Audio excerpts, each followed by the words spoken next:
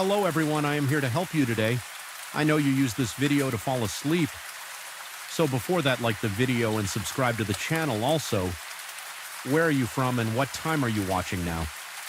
Get comfortable and relax. The moment I stepped off the elevator that night, a chill wrapped itself around my neck, clinging to my skin like a clammy hand. The overhead lights flickered once before going out, completely plunging the 18th floor into a silent darkness. I'd grown used to navigating this space with only a flashlight and the faint glow of exit signs in the distance, but it never felt right. Something about this particular floor still under construction had always felt incomplete, not just in the physical sense of exposed pipes and half-demolished walls, but in the intangible sense that something else lurked there, unseen and waiting. Even before I saw the faint silhouette near the plastic-covered windows, I sensed I wasn't alone.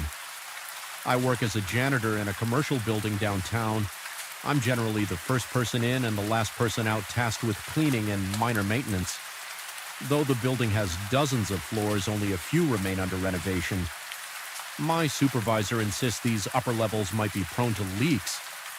If the weather is bad, rain has been relentless lately, so my nightly routine includes trudging up here with a flashlight, scanning for any sign of water intrusion or structural damage. I've never liked this job, but I've never outright feared it either until I found myself trapped in this suffocating darkness, accompanied by a presence I couldn't name. The 18th floor is a construction zone in limbo. Wide beams and half-erected walls partition the space into a maze of corridors. Electrical wiring dangles from the ceiling, occasionally brushing my hair. If I'm not paying attention, sheets of plastic have been stapled over the windows to protect against rain and wind. They flutter with eerie vibrations whenever a draft sneaks in through the cracks. The floor is usually deserted at night because the construction crew rarely works past dusk. The supervisors told me to stay vigilant for any leaks, but they failed to mention how unnerving it would feel, scanning my flashlight across bare concrete and half-finished surfaces, searching for signs of dampness while feeling an inexplicable weight behind my back. Typically, I try to complete my inspection quickly. The place is cold and uninviting, and the overhead lights almost never work. They're probably disconnected while the electricians run new wiring. A solitary flashlight beam is all I have to guide my steps along, with the occasional ambient glow from the city lights seeping through the covered windows, but the plastic sheets warp and twist, those lights creating distorted shadows that quiver like living creatures on the unfinished walls. It started with subtle details. At first it was just a strange reflection, an odd shape I spotted on the far side of the room. I would turn, expecting to see a piece of equipment or a stray ladder propped against a wall, but there was nothing. This phenomenon was so fleeting it was easy to dismiss it as a trick of the light or my own tiredness.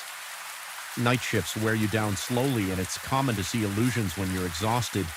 But as the days passed, I began feeling an uncomfortable sense of being watched. It wasn't the typical paranoia that sometimes creeps in when you're alone in a big space. It was sharper, more invasive, like someone's stare boring into the back of my head. Each time I pivoted around flashlight rays, there was no one there yet. The feeling lingered just out of sight, making the hairs on my arms stand up and my stomach churn with an unsettling mix of dread and adrenaline.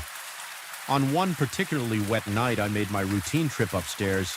The power was down and my flashlight was the only source of illumination. I tried to ignore the goosebumps forming on my forearms, telling myself it was just the cold air.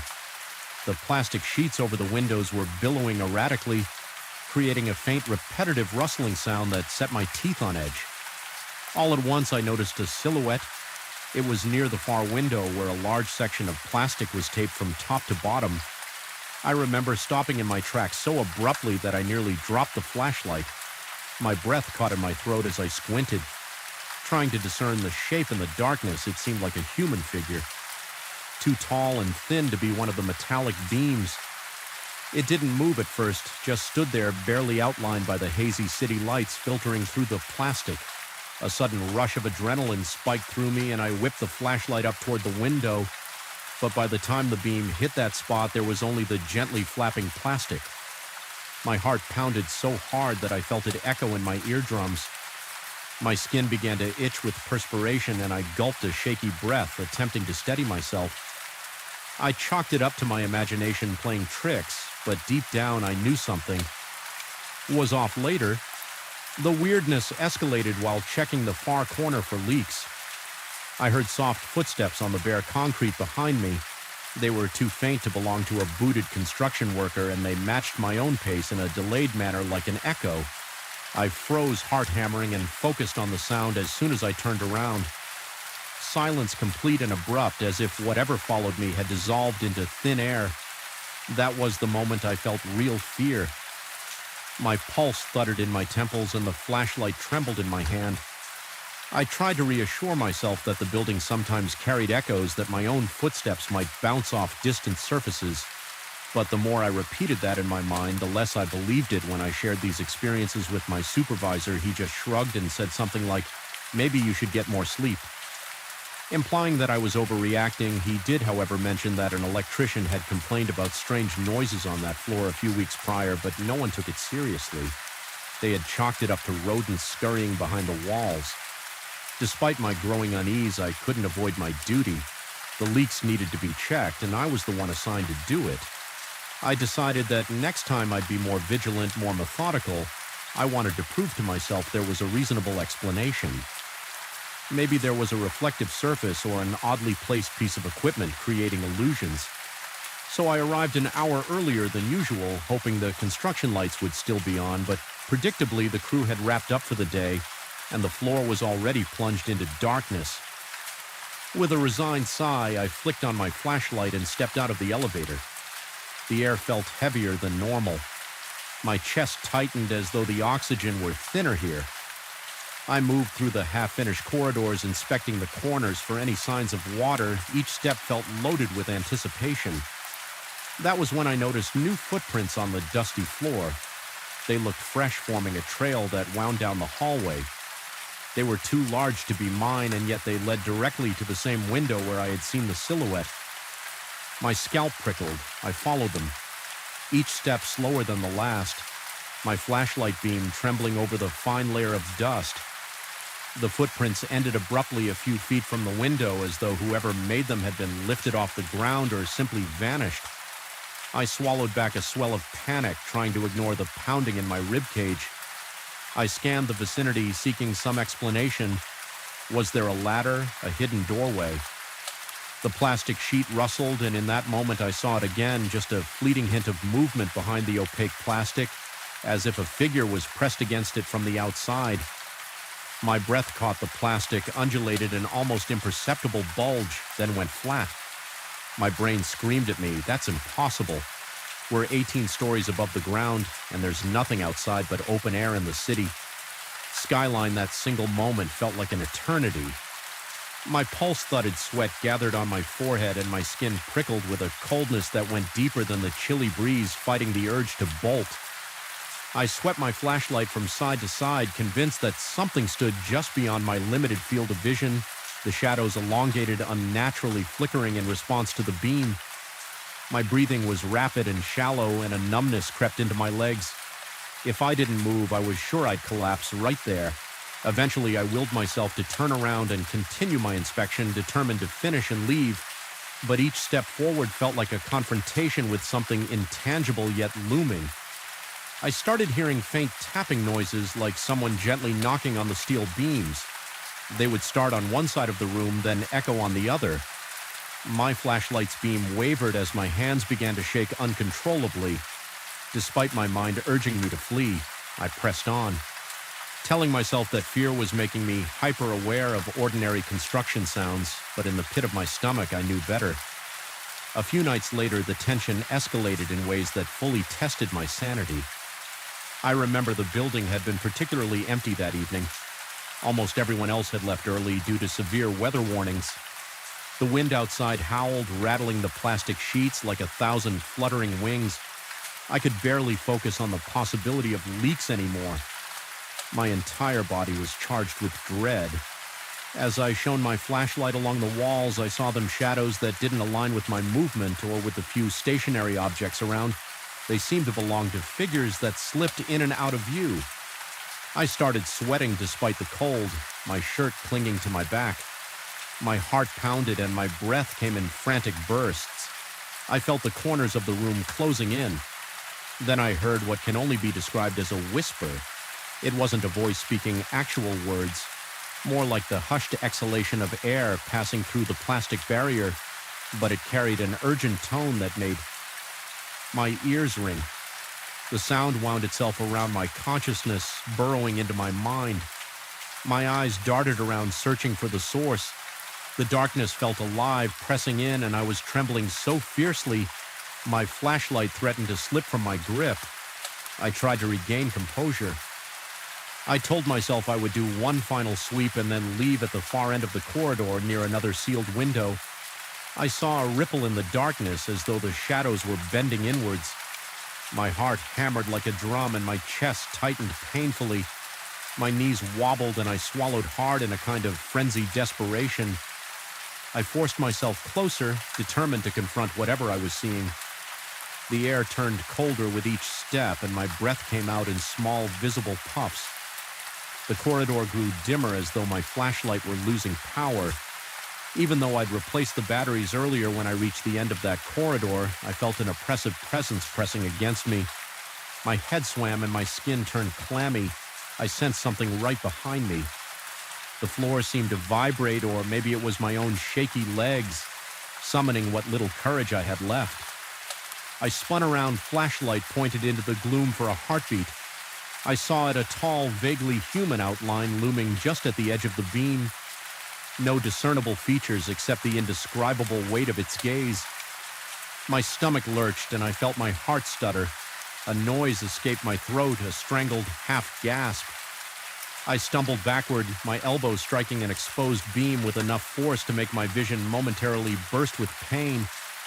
By the time I steadied myself and aimed the flashlight again, the figure had vanished, but the cold presence lingered as though it were embedded in the air around me. That was the breaking point for me, no matter what my supervisor would say. I knew I had to leave. My mind felt on the verge of collapse and adrenaline flooded my system, pushing my limbs into motion. I sprinted back toward the elevator, each footstep echoing in a frantic cadence that seemed to mock me. The corridor felt endless, and the plastic sheets on the window snapped and crackled in the wind like mocking laughter. My lungs burned with every breath, and my heart pounded so violently that I thought it might give out. At long last, I slammed my hand on the elevator button, jabbing it repeatedly until the doors creaked open and I threw myself inside. Once inside the elevator, I jabbed the button for the lobby, longing for the relative safety of the lit floors below. My pulse refused to slow and my hands trembled with residual fear as the elevator descended. I realized I was covered in sweat, my clothes damp against my skin. My mind raced with a mix of terror and confusion. Replaying those last moments in the corridor, I asked myself if it was all in my head, if the silhouette and the echoes and the footprints were manifestations of my own stress. But I couldn't shake the conviction that there was something undeniably real haunting that space. By the time I reached the lobby, I was elated. I thought about telling the security guard everything, but my tongue felt thick and useless. Instead, I just stood there gulping in the brightly lit emptiness. A wave of relief at being off that floor washed over me, but it was tinged with lingering dread. The experience had been too vivid, too tangible. My body was still trembling, my mouth was bone dry, and my heart thudded in my chest. As if it still feared something might be chasing me in the days that followed, I requested a transfer to a different floor. My supervisor seemed surprised, but didn't argue, possibly noticing my shaken demeanor. I never offered much of an explanation, only saying I needed a less isolated area some nights when the building is particularly quiet. I think about that 18th floor and feel a chill run through my body. It's not just a place of unfinished walls and hidden leaks. It's a place with a presence. I can't define what it is, but I know it's there, lurking just out of sight, ready to vanish the moment you try to confront it. And even though I'm away from that floor now, I still feel that presence in my dreams. See that impossibly tall silhouette waiting behind a wavering sheet of plastic. Sometimes I wonder if it was a ghost, a spirit, or simply a manifestation of my own overworked mind. The truth is, I don't think it matters. Whatever name it goes by, something unnatural haunts those corridors. I haven't ventured up there again, and I have no intention of doing so. The building's management can replace the plastic coverings, fix the leaks, and finish the renovations, but I suspect no amount of paint or plaster can rid that floor of whatever has claimed it. I've escaped it for now, but the memory remains looming in the back of my mind like a dark silhouette against a pale sheet of plastic, watching, waiting, and ready to disappear the instant I dared to look straight at it. I felt something was off. The moment I stepped onto the greasy concrete floor under the fluorescent shop lights, it was past midnight, and there I was on my second week working as the overnight watchman for a 24-hour mechanic shop. The owner had expanded his business to operate around the clock, hoping to attract stranded travelers from the nearby highway. But that highway was nearly empty after dark, so most nights I found myself alone, surrounded by silent cars and the occasional hiss of the air compressor. That night, the overhead lights seemed to cast bizarre shadows on the oil-stained floors, and my gut told me the place held secrets far beyond squeaking ratchet wrenches or squealing belts. I remember sitting in the small office near the front where a row of security monitors was mounted on a wall. The black and white displays gave me a strangely distorted view of each corner of the shop. It was quiet uncomfortably, so even the humming of the refrigerator in the break area felt distant, as if it belonged to another dimension. My boss had told me to keep an eye on the cameras and stay awake to greet any customer who might roll in, but I had realized by the third shift that few vehicles ever showed up after midnight. Occasionally a blur-eyed trucker would pull in, but for the most part the building was mine alone, and that solitude made every subtle noise echo in my ears like a warning. My job was straightforward: watch the monitors, patrol the perimeter every hour or so, and occasionally handle quick fixes like a tire pressure check or a fluid top-off. The pay was surprisingly decent for a night shift, which I'd attributed to the boredom factor until I started seeing lights flicker around the far corner of the yard where we stored wrecked and abandoned vehicles. At first I assumed it was just the reflection of passing headlights on the highway. After all, the road was a stone's throw away and the angles seemed right, but the flickers didn't always line up with a car passing. Sometimes I'd be gazing at the monitors and see a flash, but no sign of any vehicle. It was enough to make me get up and do a quick check outside, though nothing seemed out of place. The yard itself stretched behind the main garage, mostly enclosed by a tall chain-link fence topped with barbed wire. Inside were rows of twisted metal husks, half-dismantled sedans, rusted pickup trucks missing doors, and other forlorn scraps. They were awaiting disposal or parted out for any salvageable pieces under the dim glow of the single overhead pole light. Those ruins of automobiles resembled the carcasses of mechanical animals left to decay in the cold night air. Most nights I avoided that area unless I needed to roomage for a part.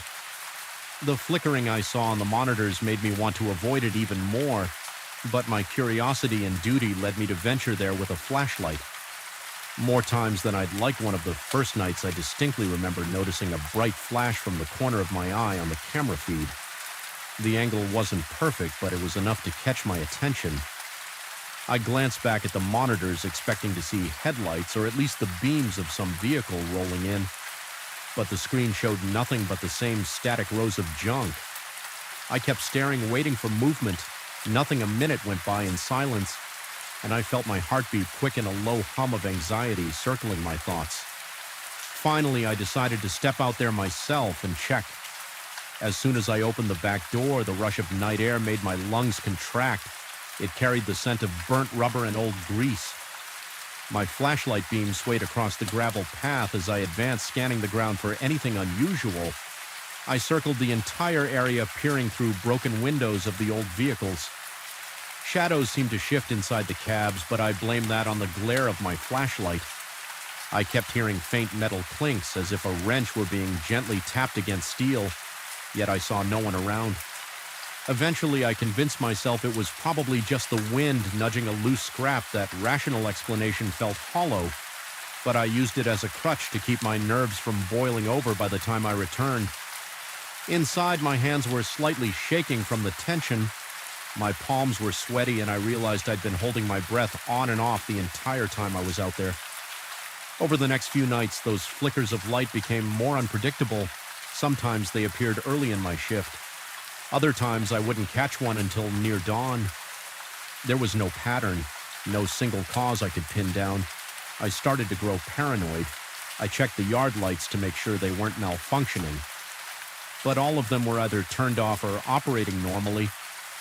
I tried to see if reflective surfaces in the scrap heap could be catching moonlight, but that didn't explain how bright these flashes were.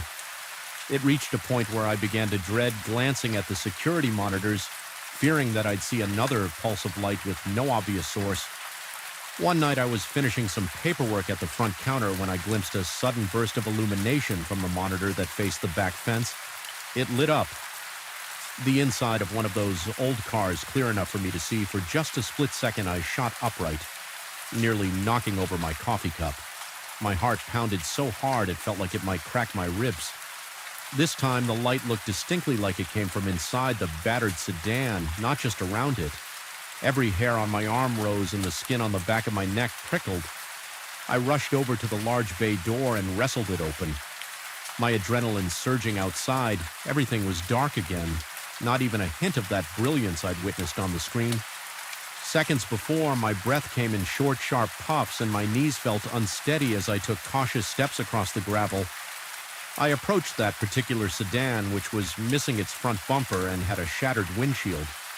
The driver's door was slightly ajar. I shone my flashlight into the interior, expecting... I'm not sure what I expected. Honestly, the seat cushions were torn and the upholstery was stained with old grease and debris. Otherwise, it was empty. I felt my throat tighten, a suffocating wave of unease pouring over me. I slammed the door shut in an almost frantic gesture, as if to lock something in or keep something out. I wasn't sure which. Then I half-jogged back to the main building, my pulse still thudding in my ears. When I told my boss indirectly about strange lights, he shrugged it off, remarking that maybe passing cars from the highway cast weird reflections. He told me not to worry unless I found evidence of trespassing. There was a hint of amusement in his voice, as if he considered me overly jumpy, but my instincts continued to scream that something was wrong. The nights dragged on, and my sense of dread only intensified as a kind of self-imposed test of sanity. I began writing down the times I saw the lights. I'd scribble them in a small notebook, noting their length and location. There was no discernible pattern, no single time slot that recurred or repeated. They flared up in random sequences, sometimes faint, sometimes bright enough to make me gasp. The shop's interior started to feel more oppressive, even though nothing physically changed. I'd sit there staring at the monitors, fighting the urge to constantly check over my shoulder. Those faint mechanical noises I heard outside also became more insistent. They would start as an erratic series of metallic taps. Then I'd notice scraping sounds as though someone were dragging a piece of metal across the cement a few times. I stepped out with a wrench in hand just in case, but I never found anyone. Each search ended the same way, me. Returning to the office, nerves on edge, sweat clinging to my forehead, convinced there was some hidden presence just beyond my flashlight's reach. Eventually, my growing paranoia took a toll on my body. I noticed my breath would quicken at the slightest noise. My mouth went dry whenever I passed by the yard door. I was losing track of time. My hands began trembling whenever I looked at the camera feed. The stress twisted knots in my stomach. I was hypervigilant, unable to relax, always imagining movement in the dark corners or behind the half-assembled engines. I even started questioning my own reflection in the shop's glass walls. I'd see my face and flinch at the wild, tired eyes staring back. Nay, one particularly eerie moment occurred around 3 a.m. on my 8th shift. I was walking past one of the station bays when I caught a glimpse of what I thought was a reflection in the side mirror of an old van. At first it looked like a vague human silhouette, but when I moved closer it vanished. I inhaled sharply. Stumbling back, my heart hammered in my chest, and a cold bead of sweat rolled down the side of my face. I leaned in again, shining my flashlight directly on the mirror. Nothing. It was just a smudge of grime. But for that half second, I could have sworn I saw a figure lurking behind me the next day. I asked a coworker during the quick overlap of our shifts if he'd experienced anything strange in the yard. He shook his head and said he hadn't noticed anything, but he added that one of the old vehicles had a rumor attached to it. Something about an electrical glitch that caused the headlights to flicker. Unexpectedly, he suggested that might be the cause of the lights. I was seeing, though, he had no concrete proof. That rumor gave me a small lifeline of logic to cling to. But deep down, I wasn't convinced the flickers I saw never quite looked like headlights, and they came from various spots, not just one. Still, I latched onto that explanation in desperation, hoping to maintain some semblance of reason. Another week crawled by. My anxiety grew so thick I felt like I was swimming in it. The flickers continued in that random pattern, and the metallic sounds became an almost nightly occurrence. At times, I thought I heard faint whispers, but that could have been the air compressor or the wind sneaking through the cracks in the wall. My brain latched on to every possibility to keep the idea of an intruder, or worse, supernatural presence at bay. In those nights, I felt my sanity teeter on the edge. Then came the night that almost broke me. It was just after 2 a.m. I was in the office, half dozing in my chair, lulled by the constant buzzing of the overhead bulbs. Suddenly, the monitor that showed the row of dented sedans erupted in a violent flare of light. It wasn't just a flash. It was like a strobe pulsing a few times, bright enough that the entire camera feed went white. I jolted awake, adrenaline crashing through me so hard my vision momentarily blurred. My heart thumped in my chest as I stared wide-eyed at the screen. Slowly, the brightness faded, revealing the cars again in their usual positions, but one detail had changed. A particular sedan's trunk was now open. That trunk had definitely been closed before my legs felt like they were made of cinder blocks.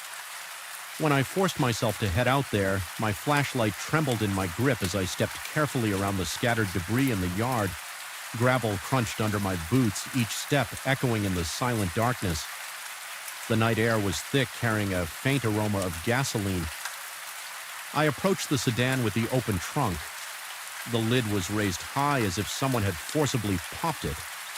I shone my beam inside and saw nothing of note. Just a spare tire, some broken plastic, a layer of dust. Yet I felt a wave of dread that went beyond rational explanation, as if something intangible were looming around me. The temperature felt colder near that trunk. My teeth chattered and I realized I was trembling all over. Suddenly, from behind me, a wrench clattered to the ground. The sound was so sharp I nearly dropped my flashlight. I spun around, shining the beam wildly. I saw no one, just a rusted truck with its hood ajar. My breath caught in my throat. As the beam of the flashlight quivered over the vehicle's silhouette, I took a tentative step toward the wrench on the ground. It looked old, covered in rust, as if it had been lying somewhere in the yard for years. Had it simply fallen off a ledge or a car's engine block? Possibly. But in that moment, every nerve in my body screamed that it was meant for me to find, meant to scare me or warn me or something equally horrifying. I couldn't stand there anymore. My heart slammed against my ribs and my body was on the verge of panic. I whipped around and made a beeline back toward the garage. Once inside, I slammed the door shut behind me, my breath coming in ragged gasps. I leaned against the wall, sweating, feeling the undeniable thud of my own pulse. I questioned whether any of this was real or if I was losing my mind from the tedium and isolation. But the open trunk, the wrench, those were real, tangible signs that I wasn't just imagining lights and sounds. I spent the rest of that night in near constant motion, pacing back and forth through the shop, occasionally flicking the lights on and off, as if that might reset the building's energy. Each time I caught my reflection in the windows, I looked gaunt and frantic, like a cornered animal. Every creak of metal or groan of a distant engine made me jump. Whenever the security screens flickered from the occasional glitch, my stomach lurched, expecting another burst of impossible light. Morning eventually arrived. The sky turned a muted gray before the first hints of pale sunshine filtered in my relief. Shift came in and I told him without much detail that I'd had a rough night. He gave me a puzzled look but didn't press. I didn't want to sound unhinged. Instead, I hurried out of there, the tendrils of dread still clinging to my mind as I drove home the entire day. I couldn't shake the feeling that the shop's atmosphere had seeped into me, leaving behind a residue of unease. I returned the following night, determined to keep it together. My plan was simple: do my rounds, document any unusual sightings, and avoid letting my imagination run wild. The first couple of hours were uneventful then. As expected, I noticed a faint flicker from one of the monitors. No big flash, just a small pulse of light near the fence line. I decided to face it. Heaven, if I could prove there was nothing physically there, maybe I could sleep easier. I marched outside, my breathing deliberately steady as I neared the fence. I heard a metallic whisper, a barely audible scraping. My heart sped up, but I forced myself to keep going. Then I saw it, a faint glow, like a single weak headlight emanating from behind a stack of dented steel doors. I edged closer, my flashlight bobbing over the ground. My stomach twisted in knots. Every step kicked up dust that swirled around my feet. The glow began to fade as I approached, so I quickened my pace. By the time I rounded the pile of doors, I found nothing. Just the cold fence, some scattered tools, and absolute darkness. My beam revealed no footprints but my own.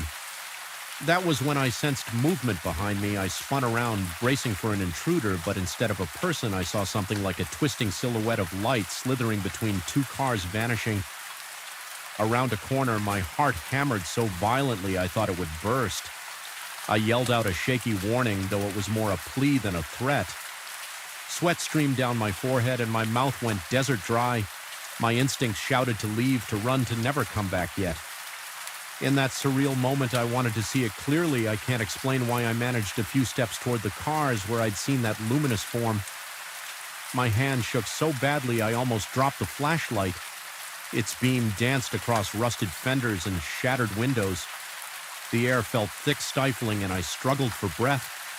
Then I heard a low rattling sound from within a nearby trunk, like something scraping to get out. I can't describe the horror that washed over me. My vision blurred at the edges and my knees went weak. I took one trembling step forward, but then the rattling stopped. Absolute silence followed. No more lights, no more sounds. Just the drone of my own ragged breathing, that was enough. I retreated, practically stumbling over my own feet as I sprinted back to the safety of the garage. Once inside, I double-locked every door I could and flicked on all the overhead lights. I sat there in the fluorescent glow, forcing air in and out of my lungs, waiting for the clock to crawl toward daylight. My mind swirled with questions. Was I losing my grip on reality? Was there something truly unnatural lurking in that junkyard? When the sky finally brightened, I clocked out without speaking to anyone. I realized I couldn't do this anymore. I wasn't willing to continue facing that oppressive darkness or the malevolent presence I felt, swirling among the rusted cars. Whether it was a haunting, a trick of the mind, or some bizarre electrical phenomenon, I didn't care. It had burrowed into my psyche and refused to let go. I didn't quit on the spot, but I gave my boss notice shortly after I told him in the vaguest terms that the night shift was too hard on me. He asked if I'd been spooked by strange noises. He half smiled as he said it, but I didn't offer any details. I just said I needed to move on and move on. I did grateful to leave that place behind. Yet I still find myself haunted by the memory of those flickers of light and the sense of being watched from the shadows. Sometimes at night I dream I'm back there hearing metallic taps echo in the distance, seeing that glow swell and pulse in the corner of my vision, never quite letting me rest. Even though I escape, the lingering dread continues. Every time I pass a mechanic shop or drive by a junkyard, my pulse races and my palms start to sweat, and I'll never forget that final image. The trunk rattling as if something inside was desperate to get out. I didn't stay to find out what it was or if it was even real. In any conventional sense, all I know is that it changed me. Something in that yard was more than just old steel and broken glass. It still feels alive in my nightmares, flickering like a silent warning that some doors and trunks are better left unopened. I felt the weight of the night press against my lungs the first time I heard that creaking above me. It was a noise like an ancient wooden plank protesting each step. But at 2 in the morning in a deserted workshop, it resonated like a hammer blow in the silence. My heart lurched every time it happened, his skin prickling with an electric tension that wouldn't quit. It was an intrusion, a breach into the sense of routine I clung to in those lonely hours. Something was up there, I told myself, though. The owner insisted otherwise, even when he told me nobody had set foot in that attic for years. The echoes of footsteps overhead told me a different story. I started this job a few months ago, tasked with minding the machines at night in a small family-owned metal workshop. The place wasn't much. At first glance, corrugated metal walls, concrete floors stained with oil, and an open layout with welding benches at the center and the rear hidden behind steel shelves stacked with raw materials. There was a narrow wooden staircase leading up to a heavily padlocked door. The owner always kept it locked, claiming it was just a storage loft crammed with outdated parts and useless equipment. He looked dismissive whenever I mentioned a faint pounding above my head, as though he had heard it all before, yet chose to shrug it off. I understood it as his way of maintaining peace, but the brush off only fueled my curiosity. Most nights my shift began around 10. The workshop would be deserted by then, except for occasional overtime by day shift workers who left around midnight if they had a backlog. Once I was alone, the air seemed to grow heavier. The overhead fluorescent lights flickered with an intermittent buzz, and the cool night air seeped in through the old windows, carrying with it the scent of rust and grease. I like to work in relative quiet, just the hum of the lamps and the soft click of my protective headphones. If I ran any machine checks yet after a couple of weeks, that serenity I found so comforting was shattered by the footfalls that seemed to pace directly overhead. At first I tried to rationalize it. Old places creak, especially with shifting temperatures at night. I told myself the wood was expanding or contracting, but these were not random squeaks or the gentle popping of ancient beams. They were measured steps one after another, as if someone were walking in circles. It gave me chills, and I realized my breathing had grown shallow. My hands trembled while adjusting the settings on one of the metal presses, and I felt a cold sweat trickle down my spine.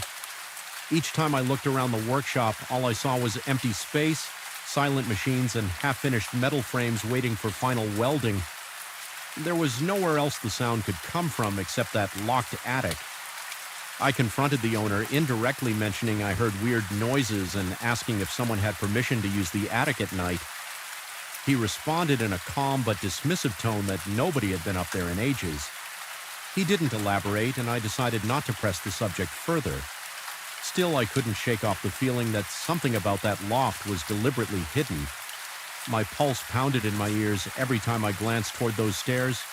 They stood like a dark invitation, the overhead bulb rarely casting enough light to see the dusty rungs. Clearly the locked door at the top, always in partial shadow. I made it a habit to end my routine checks early, just to sit as far from the stairs as possible, busying myself with tidying up or adjusting inventory logs. The trouble was, the workshop was never truly silent. When I turned off the main machines, the building itself seemed to come alive with faint groans, metallic pings, and especially that inexorable creaking overhead. My chest would tighten and I'd feel my heart racing whenever the footsteps started. Some nights it was just a single step, like a partial weight, gently pressed against an old plank. Other nights it was a slow, deliberate pacing. My hands would grow clammy and I'd wipe them on my work pants, trying to chase away the dryness in my mouth. Sometimes my vision felt shaky, as if my peripheral view was distorting in the dimly lit corners. Each breath tasted stale and hot, as if I were suffocating on my own apprehension. After a month of this, I decided to drown out the noises I brought. Headphones, heavy industrial-grade ones meant to muffle machine tools, and blasted music at a moderate volume. It didn't fully block the vibrations, but it was enough to keep me from hearing the footsteps so clearly that offered some relief. But I soon discovered a new layer to my dread. Whenever I stopped the music or lifted the headphones, I sensed a distinct tremor in the air, a low vibration that pulsed through the building. It wasn't a sound exactly, more like a throbbing wave I felt in my gut. It seemed to come from above, almost as if it were an unspoken call demanding attention. I would sit there forcing my breathing to stay calm, yet my heart banged against my ribs like it was trying to break free. My palms grew sweaty and I'd clench and unclench my fists in an effort to keep myself grounded. Sometimes the overhead lights would flicker more intensely, plunging the corners of the workshop into deeper shadows. My reflection in the metal surfaces looked pale and haunted. On a few occasions, I could have sworn I saw movement out of the corner of my eye, a fleeting shape, or a dark outline shifting in the periphery. Each time I spun around, adrenaline flooding my veins, expecting to find someone behind me. There was never anyone. My breathing turned ragged and I found myself panting like I had just sprinted a mile. The air felt thick as if every breath was a struggle and my mind started to spiral. I questioned my own sanity, wondered if the exhaustion of long nights was playing tricks on me. But fatigue couldn't fully explain the footprints in the dust that weren't there before, or the distinct sense of being watched. The more I tried to ignore the attic, the more it seemed to exert an invisible pressure on my psyche.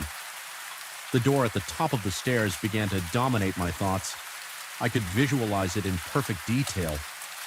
Chipped paint, a rusted lock, and a sense of stale air seeping from the gaps. Some nights I felt an irrational urge to walk up and just open it. Consequences be damned, my imagination conjured all sorts of images, old mannequins used for welding practice, corroded metal scraps shaped like twisted figures, or something far less rational lurking in the gloom. My entire body tensed at the thought. My heart pounded like a drum and beads of sweat formed on my temples. I fought the idea, telling myself it was best left alone. One evening, I decided I had to get some clarity, so I waited until the next day to carefully bring it up with the owner, keeping my tone casual. I mentioned the footsteps, the vibrations, and how it made me uncomfortable. He responded with a shrug to an awkward half-smile. He muttered that the place was old and made plenty of strange noises. There was something in his eyes, though, a flicker of discomfort, as though he knew more than he let on. When I asked if there was any chance an animal had gotten trapped in the attic, he simply said it wasn't possible. Describing the door as sealed shut, he told me not to worry, that everything was safe. I nodded, but my stomach twisted with uncertainty. The conversation left me more uneasy than before, as if I'd brushed against a hidden truth he was desperate to bury. That night, I couldn't concentrate on my normal routine. My nerves were frayed and my entire body buzzed with tension around midnight. I turned off the lathe and sat on a stool facing the back wall. The staircase behind me, I left my headphones hanging around my neck, in part because a strange compulsion told me not to hide from the noises anymore. I needed to confront them, or at least acknowledge their existence. A sticky sense of dread clung to every breath I took, and my sweat soaked through my shirt and patches. The minutes seemed to drag my chest tightening whenever the building settled or a pipe rattled. Eventually, the footsteps started again, slow and purposeful. Exactly above my position, I felt them in my rib cage, my breath stuttering with each resonance. My mind spun with questions. Was it a person? A ghost? My own imagination, the anxiety was almost paralyzing my limbs, heavy as if weighed down by invisible hands. But something changed. That night, the footsteps stopped abruptly, and instead, the entire attic floor seemed to emit a low, irregular tapping, like someone drumming their fingers on the wood from the other side. Each tap sent a jolt through my body, making my stomach lurch. There was a hypnotic quality to it, beckoning me to investigate. I stood up on trembling legs, my muscles tight and my mouth uncomfortably dry. Step by step, I inched toward the staircase. The workshop lights flickered, casting dancing shadows around me. Every nerve in my body screamed to turn back, but I felt magnetized by the steady tapping. My heart hammered so loudly in my ears I could barely hear anything else. When I reached the base of the stairs, I looked up. The door was barely visible in the dim light, just a blurred rectangle of darkness. The tapping paused as if sensing my presence, and an eerie hush fell over the workshop. My breathing echoed in the gloom. Each exhale shaky and uneven, I reached for the first step, the old wood creaking under my boot. My hands were damp, and I gripped the railing to steady myself. Halfway up, I smelled something stale, a stagnant air, almost metallic, that prickled the back of my throat. My vision blurred for a second, and I had to blink to clear the haze. It felt like the entire building held its breath along with me. My body tensed, anticipating something to lunge from behind that door. I listened, but there was only silence. No footsteps, no tapping. Just the suffocating weight of the night pressing against my senses. I realized with a start that the padlock was unlatched. It wasn't hanging open, but it definitely wasn't locked. My heart thudded again, and I contemplated the possibility that the owner had come here earlier. The fear and anticipation mingled into a swirling knot in my stomach. I felt a wave of cold sweat break across my forehead as I placed a hand on the door. The wood felt chilled, and for a moment I imagined something pressing back from the inside. That single thought made me yank my hand away. My lungs burned as if I'd been holding my breath for too long. I could sense a presence on the other side, but I was too terrified to push the door open. In that moment, the overhead lights flickered again, plunging the bottom of the stairs into near darkness. Instinctively, I recoiled, nearly stumbling down the steps. My heart pounded violently, and I felt faint. The rational part of me insisted I should leave it alone. Get out of there. Pretend I never found the padlock unlatched. Yet the intangible lure still beckoned, summoning what little courage I had. I knocked softly on the door. The sound echoed in the confined space. And a moment later, I heard a faint shuffle, like something sliding across the attic floor. The presence was real. My skin crawled and my knees almost buckled. I realized I was shaking, adrenaline pumping through my veins in a heartbeat. A wave of dread flooded me. Fear sank its claws into my brain, telling me to run, and so I scrambled down the stairs, practically leaping. The last few steps, my chest was heaving, lungs grasping for air as if I just sprinted a marathon. I fled toward the main exit, fumbled with the lock, and burst out into the cool night air outside. The moonlight felt painfully bright, and the breeze on my skin felt harsh. My heart still slammed against my ribcage, and I noticed my fingers trembling as I reached for my phone to check the time. It was only midnight. My shift technically wasn't over, but there was no way I was going back in there alone. The next day, I confronted the owner once more, describing how I found the padlock unlatched and heard, "Old secrets stay locked away for good reasons." His tone hinted at guilt or fear, perhaps both unmistakable movement. He listened with an inscrutable expression, then stated indirectly that sometimes there was no apology, no explanation, just a guarded acknowledgement that there might be more to that attic than old parts. I felt an undercurrent of warning in his words, as though he was telling me not to push further. I should have quit right there, but financial obligations made me stay for one more shift. Determined to keep my distance from that staircase, the sense of foreboding only grew. Each machines were felt ominous. Each flicker of the overhead lights made me jump. When I finally shut down the workshop around 11 o'clock, I couldn't bring myself to linger. I locked the entrance from the inside, intending to leave through the back door. After a final inspection, my hands were unsteady as I signed the night log. My heartbeat echoing in my ears, a drop of sweat trickled down my temple as I headed toward the rear eyes, darting to the right. Every time I heard a clank or shuffle, all the while the attic loomed overhead like a dark secret waiting to be discovered. I passed the stairs, refusing to look up. An oppressive energy radiated from that corner, a silent reminder of the locked or perhaps unlocked door. My pulse quickened in protest. I hurried to the back door, tugged it open, and stepped out into the empty lot behind the workshop. The night sky was clouded, offering almost no light. As I turned to close the door, I felt a slight vibration under my feet, as if the entire building sighed. A chill coursed through me, and I had to swallow against the dryness in my throat driving home. I kept glancing in the rearview mirror, half expecting to see something peering at me from the back seat. My paranoia had reached a fever pitch, and I wondered if I was losing my grip on reality. Sleep eluded me that night, my mind replaying the footsteps and that intangible presence behind the attic door. Even with exhaustion tugging at my eyelids, my nerves were too raw to let me rest. Every shadow in my room felt like it might contain a hidden form waiting for the right moment to reveal itself. Ultimately, I decided I couldn't keep doing that shift. The workshop seemed to have seeped into my thoughts, infecting my nights with the possibility that I'd carry whatever lurked there home with me. I realized that staying would force me to confront whatever was in the attic, or worse, try to ignore it until I unraveled my final shift. I simply walked in, handed the owner my resignation, and left before the sun had fully set. I didn't look back. Even now, I can't shake the feeling that something in that attic reached out to me, that it wanted me to open that door. Sometimes in the quiet of early morning, I relive the sensation of those footsteps resounding over my head, or that slow, rhythmic tapping that seemed to taunt me. And in those moments, my heart pounds, sweat beads on my forehead, and I sense an unspoken question echoing in my mind. What would have happened if I had turned that knob? There's no comfort in that speculation, only a lingering dread that twists my stomach. I suspect the workshop remains the same. Locked doors, silent corners, and footsteps pacing in the dark, above whatever is in that attic. It's still there, patiently waiting for someone else to listen.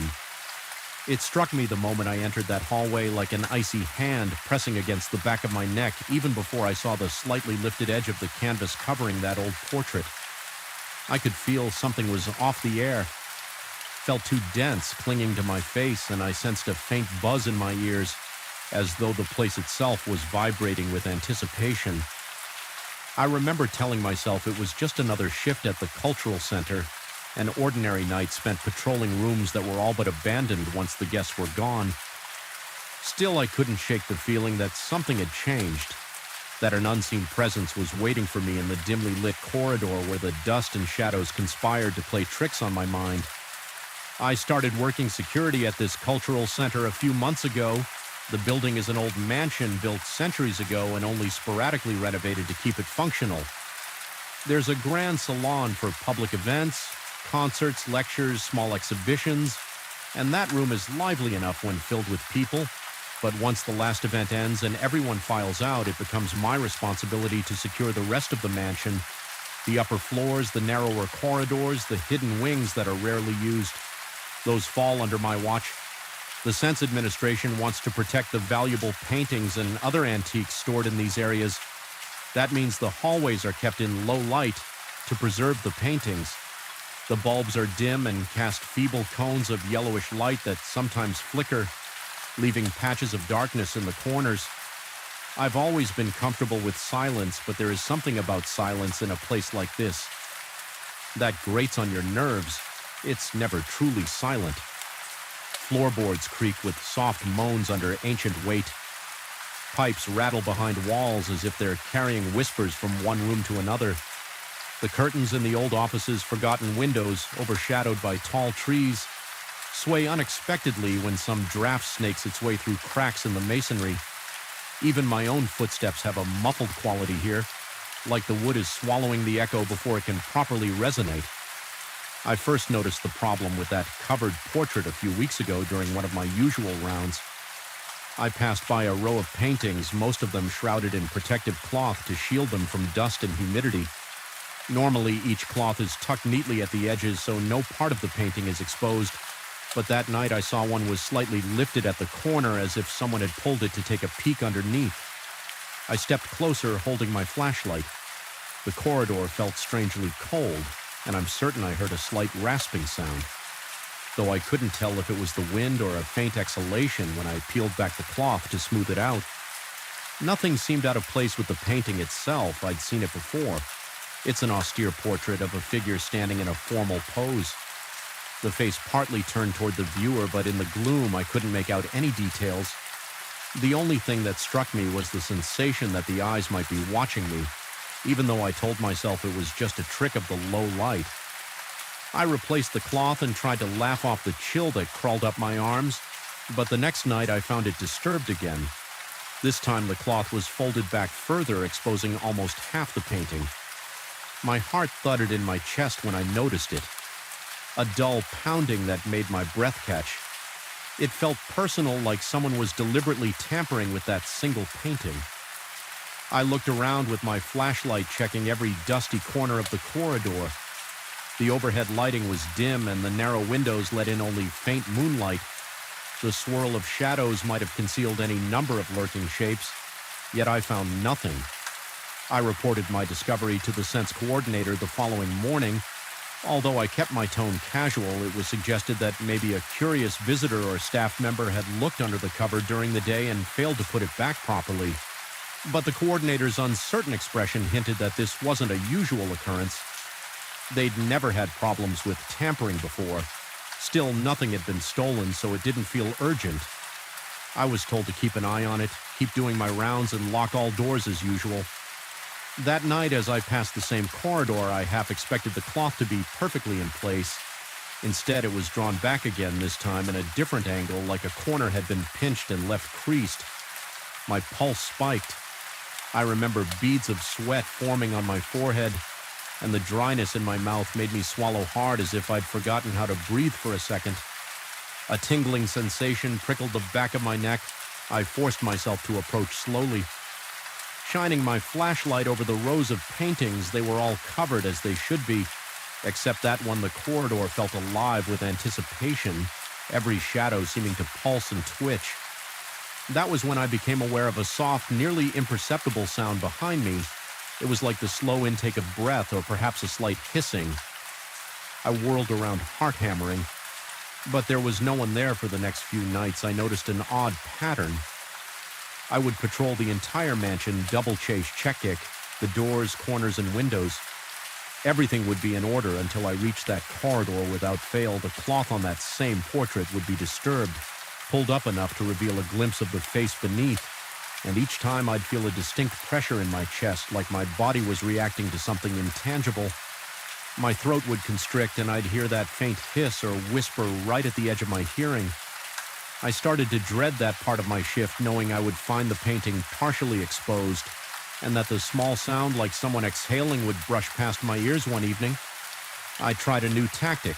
I decided to patrol that corridor first, well before midnight, hoping to catch whoever was messing with the cloth. I switched off most of the lights, leaving only the emergency bulbs, and chose a vantage point at the end of the hallway where I could see the painting without being too obvious. The wait felt interminable. The gloom pressed in on me from all sides. The only comfort was the thin beam of my flashlight, which I kept turned off to avoid giving away my position. I stood there listening. My heartbeat thrummed steadily in my ears, and I found myself straining to hear anything else. A scuff of a shoe against the floor, the shuffle of cloth, a door hinge squeaking.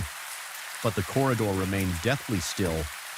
So quiet that my own breathing sounded unnaturally loud. After what must have been half an hour, I felt a sudden wave of discomfort, a prickling behind my eyes that made me blink rapidly. An odd notion seized me. The painting wants to be seen. I dismissed the thought immediately. It was nonsense, I told myself. But no sooner had I quelled that notion than the corridor's overhead lights flickered, plunging me into near darkness. In that split second of flickering illumination, I could have sworn I saw the cloth lift as if tugged by invisible fingers. I lunged forward, flashlight. Beaming, the light steadied, and I found the cloth in the exact same position, completely covering the painting. I approached it slowly, heart in my throat. Scanning the hallway, my hands were sweating so much that I almost dropped the flashlight with trembling fingers. I brushed over the cloth to confirm it was in fact undisturbed. It was perfectly smooth. No corner folded yet. My instincts insisted something had moved. The surge of adrenaline in my veins left me shaky and alert. For the rest of the night, I barely closed my eyes. Once my shift was over, haunted by the memory of that flicker and the intangible presence I felt in the gloom. Over the following days, the activity ramped up. Doors I knew I had locked were found slightly ajar. Light switches I'd flicked off turned themselves on my radio used to communicate with the staff emitted a crackling static. Whenever I passed near that corridor once while walking through the main salon after an exhibition, I heard a soft scraping noise coming from the balcony overhead. Each step I took brought me closer to a feeling of dread, as if I were inching towards something that wanted me to fail, to give up and flee. The portrait incident became almost nightly. Sometimes the cloth would be lifted just an inch or two. Other times I'd find it pulled halfway up, revealing the figure's stern face. The painting depicted a person clad in dark clothing from a bygone-era posture, stiff eyes painted with meticulous detail. Those eyes always seemed to bore into me, even though each time I forced myself to look, I saw the same flat expression. Yet there was a moment, fleeting but horrifying, where I swore the eyes shifted a minuscule change like the slightest tilt of a pupil, as if focusing on me with faint recognition. I started experiencing physical symptoms of stress. My heart pounded incessantly, often at random moments. My breathing grew shallow the instant I turned a corner. Sweat broke out on my forehead. For no reason other than remembering that corner of the mansion, my appetite dwindled, replaced by a knot of anxiety in my stomach. Each night I'd arrived from my shift bracing for another sign, another manifestation of whatever was toying with me. My rational mind told me it was a series of coincidences, a problem with the old building's wiring, a caretaker or staff member forgetting to properly cover the painting. But the mounting series of strange occurrences eroded that logic. I felt watched at every turn. Once near the end of my patrol, I was finishing up in the storeroom when I caught a glimpse of movement near the door. Just a quick flicker at the edge of my vision, I whipped around and saw nothing. Just a dark corridor stretching away, but I felt a chill gather along my arms and spine, making every hair stand on end. I marched back to the corridor with the painting nearly sprinting, prepared for the cloth to be disturbed, and it was more than disturbed. The covering had been flung aside, completely revealing the painting in all its grim detail. My breath hitched, a cold sweat licked my palms, and it felt like my heart was shaking. My entire ribcage, for some reason, it was the figure's left hand that drew my attention. This time painted in a tense, almost claw-like position as though gripping an unseen object. It looked so close to reality that I half expected it to reach out and grab me. I can't pinpoint the exact moment when I started questioning my sanity. Maybe it was that night. Maybe it was the next when I heard what sounded like a low, murmured voice in the corridor that seemed to whisper words I couldn't quite decipher. The hush was reminiscent of someone gently blowing into the ear of a person sleeping. I would turn quickly, shining my flashlight, but there would be no one there. Only that looming painting with its figure half hidden in shadow. I began suspecting that the building itself might be influencing me, playing on my fears each night. The mansion's corridors seemed longer, the corners darker, and the paintings heavier with some intangible weight.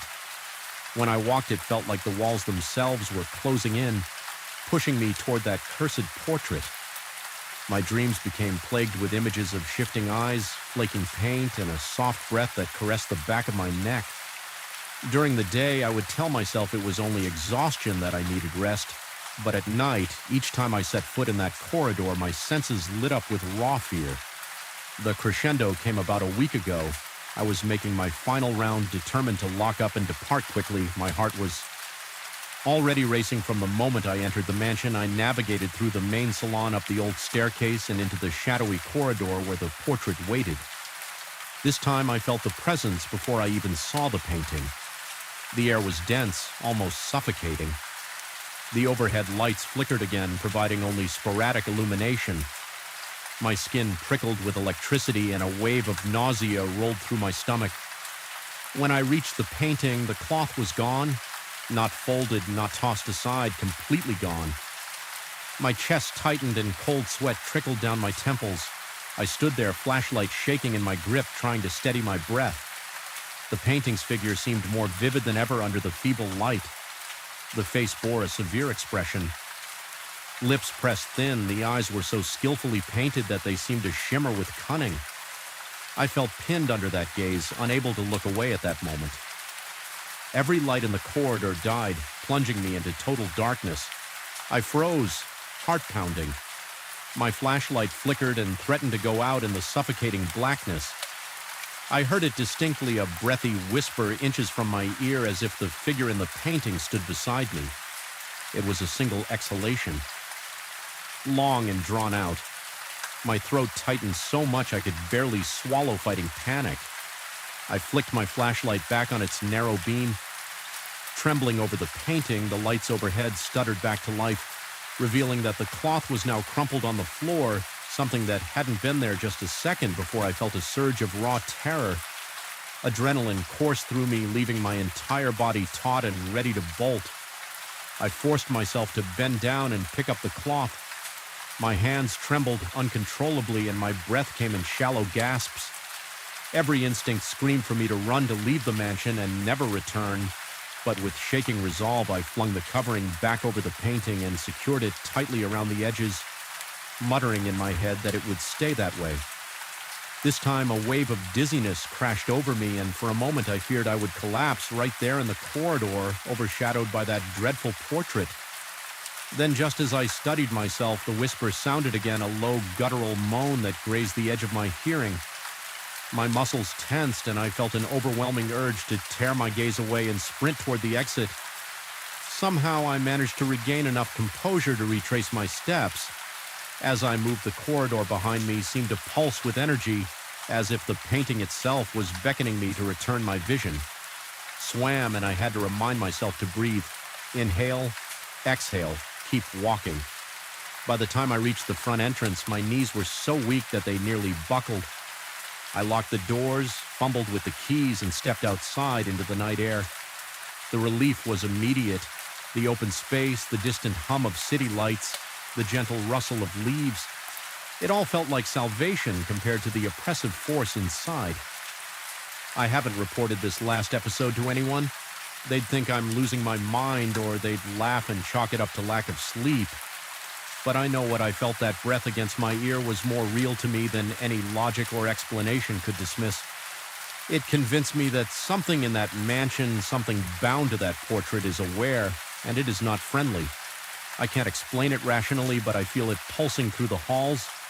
Every time I step inside, I still work here. I still patrol the corridors and check on the paintings, but now I do it with a new weariness, always wary of corners and half-lit rooms.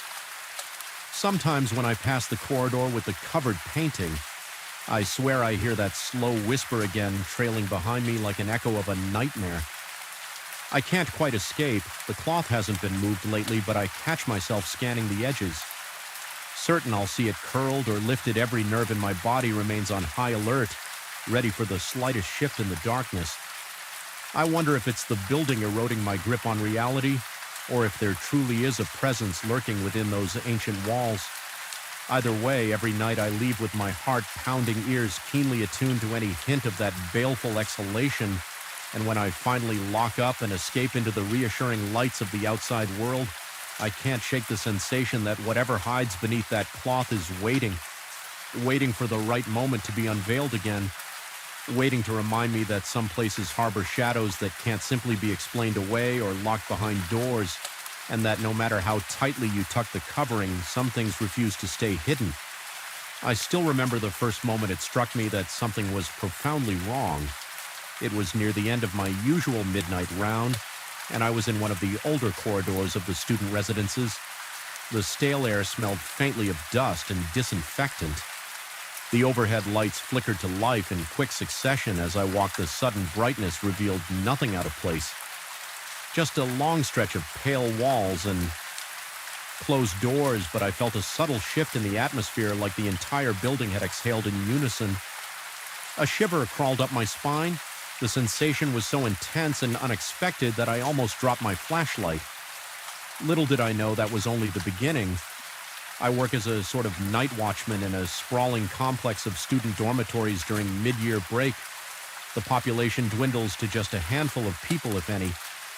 Most rooms remain empty. My job is simple in theory patrol. Every wing check that all doors and windows are secure, note any irregularities in a log, and make sure everything is locked up tight by dawn. It was usually quiet, just me trudging through deserted corridors accompanied by the mechanical hum of ancient ventilation systems. But this year, something changed. I can't say exactly what or why, but the silence felt heavier, more oppressive, and the shadows in the corners seemed to stretch farther than they did before. At first, the strangers took the form of minor anomalies, a sense that the automatic lights were turning on in corridors long after I'd left them. Even though they should have remained dark unless triggered by motion, I would check my notes and see that I had been nowhere near those hallways for hours. And yet when I entered, the ceiling lamps would already be lit, as if someone had just walked through with the entire building, mostly deserted. I assumed maybe the sensor system was faulty, but a creeping feeling told me it was something else. I started noticing other signs too. The pale glow of an emergency exit sign would flicker as I approached, sputtering in and out like Morse code. Once I heard a faint clink from somewhere behind a closed door, my heartbeat ramped up and I pressed my ear to the wood. There was nothing, just the slow, methodical beat of my heart pounding in my ears and my shallow breathing. I unlocked the door, stepped inside, and found the small room entirely empty. Just 4 bare walls, no furniture, no occupant, not even a stray box. The silence was suffocating, my palms felt clammy, and an unmistakable tension clenched at the muscles in my shoulders. I never considered myself a jumpy person, but every nerve in my body was on alert. After a week of these tiny disturbances, I began feeling jumpy all the time. It started to affect my sleep by the time I arrived for work. Each evening I was already exhausted, and every squeak of a hinge made me jolt upright one night. As I was making my usual circuit, I glanced at my watch to mark the hour. Then in the hush of a deserted hallway, a corridor light switched on by itself. It was about 20 doors ahead, near a section I hadn't patrolled yet. The sensor was far enough away that it shouldn't have caught my movement. My pulse quickened and I crept forward, half expecting to see a student who had returned early or some trespasser wandering around. But there was nobody. My throat went dry. I took a deep breath and reminded myself that these weird occurrences could be explained an electrical malfunction, a drafting issue that made doors clatter, maybe even an animal that had somehow found its way into the building. But my rationalizations brought no comfort. A part of me sensed I wasn't alone in these corridors. It was as if I could feel another presence trailing me, a set of invisible eyes, boring into the back of my neck whenever I turned to walk away. A few days later, I had a conversation with my supervisor over the phone. I kept it professional, only mentioning that some of the lights seemed to activate on their own. He suggested I look into the sensor system, maybe reset some circuit breakers. I took note of his advice and decided to handle it on the following shift. Although he said he hadn't noticed anything strange on the monitors, I could tell from his tone that he thought I might be overreacting. That irritated me slightly, but I brushed it off, telling myself that maybe he was right, and there was a logical explanation. The next evening, I set out with a plan to test the lights myself. I went to one corridor known to have sensors that triggered suspiciously. Often my flashlight beam crossed the threshold, revealing a row of closed identical doors. The floor was scuffed and the walls had a few patches of chipped paint. Everything looked so ordinary, but I couldn't shake the sense of being unwelcome. My mouth felt suddenly parched and my pulse drummed in my ears. I forced myself to proceed calmly. I wanted to stay and watch if the lights came on randomly, so I turned them off manually at the main switch and stood quietly in near darkness. For a moment I was enveloped in a thick silence, broken only by the faint buzz of the emergency lights. Sweat began to beat on my forehead. I could feel the damp warmth trickling down the sides of my face.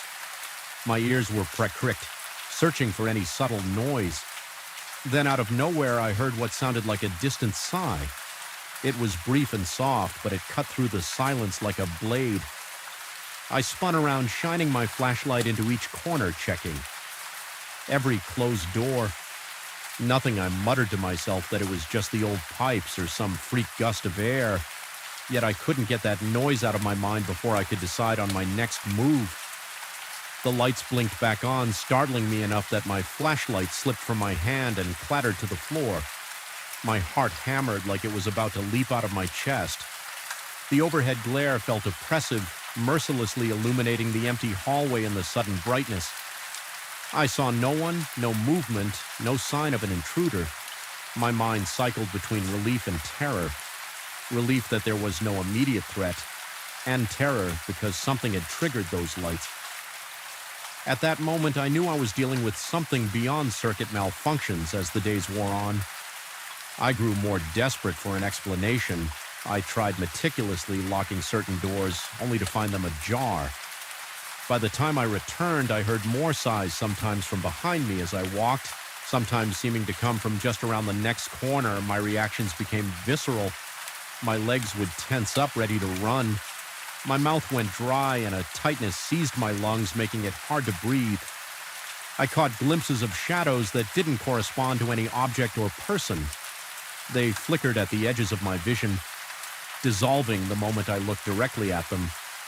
One night I decided to bring a handheld camera. Even though it wasn't part of my standard equipment, I figured I could document whatever was happening. I'd review the footage afterward to see if maybe my mind was playing tricks on me. The campus budget lighting cast long, wavering shadows down the narrow corridors, giving everything a distorted look through the camera lens. My throat tightened each time I heard even a faint sound. I remember focusing on an empty door frame that used to belong to a student lounge. It was a large open room with a big window that looked out onto the courtyard. Perfectly normal by day, but terrifying by night. When nothing but silhouettes filled the glass, I scanned the camera across the room's interior. It was vacant, lacking any furniture because most of it had been moved out during renovation. My hand shook slightly from the tension. At one point I thought I caught a shape gliding across the far side of the room, but when I pressed my eye to the viewfinder, all I saw were the outlines of the walls. When I played the footage back later, the camera showed only a blur in the corner.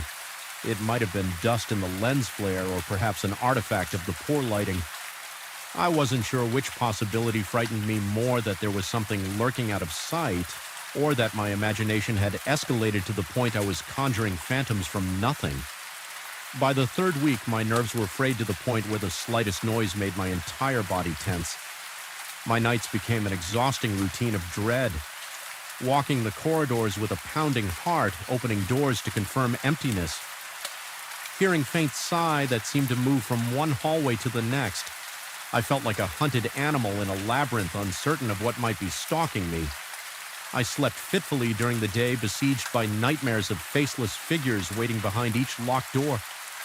At one point, I reached out to a coworker by phone. I explained in a shaky voice that the building felt wrong, that I was hearing things, and that the lights were turning on randomly, as if guided by an unseen hand. He suggested I file a report and request an official inspection. I hung up, half convinced that I was going mad, but also clinging to a last vestige of hope that a formal check would reveal a straightforward glitch in the system. When the maintenance team arrived in the daytime, they found no evidence of electrical problems. They walked the halls, tested the sensors, flipped the switches, and concluded everything worked fine. Part of me felt relieved that I wasn't singled out for some hidden wiring defect. Another part of me sank deeper into unease, because if the building was functioning normally, then what on earth was I experiencing that night? I forced myself to stay alert and logical. The shift went quietly at first until near dawn. I was about to finish my route when I noticed that a set of lights was on in the far corner of the basement corridor, a place I hadn't ventured for hours. My muscles tensed, and I gripped my flashlight so tightly that my knuckles ached.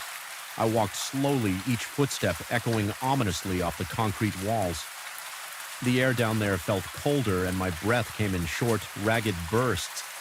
With every step, my heartbeat quickened, and a prickling sensation spread across my scalp as I approached the corridor. Lights buzzed overhead. The hush was broken by a faint sound like a long, drawn-out breath, coming from behind one of the storage room doors. My skin broke out in goosebumps. My mind screamed for me to turn and run, but I couldn't ignore what I heard. I reached for the doorknob, heart pounding so loudly it almost drowned out everything else. The metal was cold and unyielding. In my hand, I steeled myself and opened the door. Inside, the room was barren. No shelves, no chairs, no signs of anyone having entered it. Smelled musty, as though the air had been locked in for decades. My flashlight traced each corner, each inch of the floor. Empty. Then behind me came another breathy exhale so close to my ear that the hair on my neck stood on end. I spun around wildly, but there was no one there in that moment. A dizzying swirl of panic overcame me. Every muscle in my body tensed. My vision blurred slightly at the edges, and a wave of cold sweat washed over me. My breathing was so ragged it felt like I couldn't get enough air into my lungs. I fought against the instincts telling me to sprint away, making sure I didn't leave any door unlocked in my haste. I checked the corridor once more, flicked off the lights, and double-checked that the storage room was locked. I don't even remember how I managed to climb the stairs back to the main floor. Each step I took was weighed down by dread and an unshakable sense of being followed. It was nearly dawn when I reached the main entrance. The first pale light of morning crept through the glass doors, and for the first time in hours, I felt a slight shift in the atmosphere, a hint of normalcy trying to reclaim the space.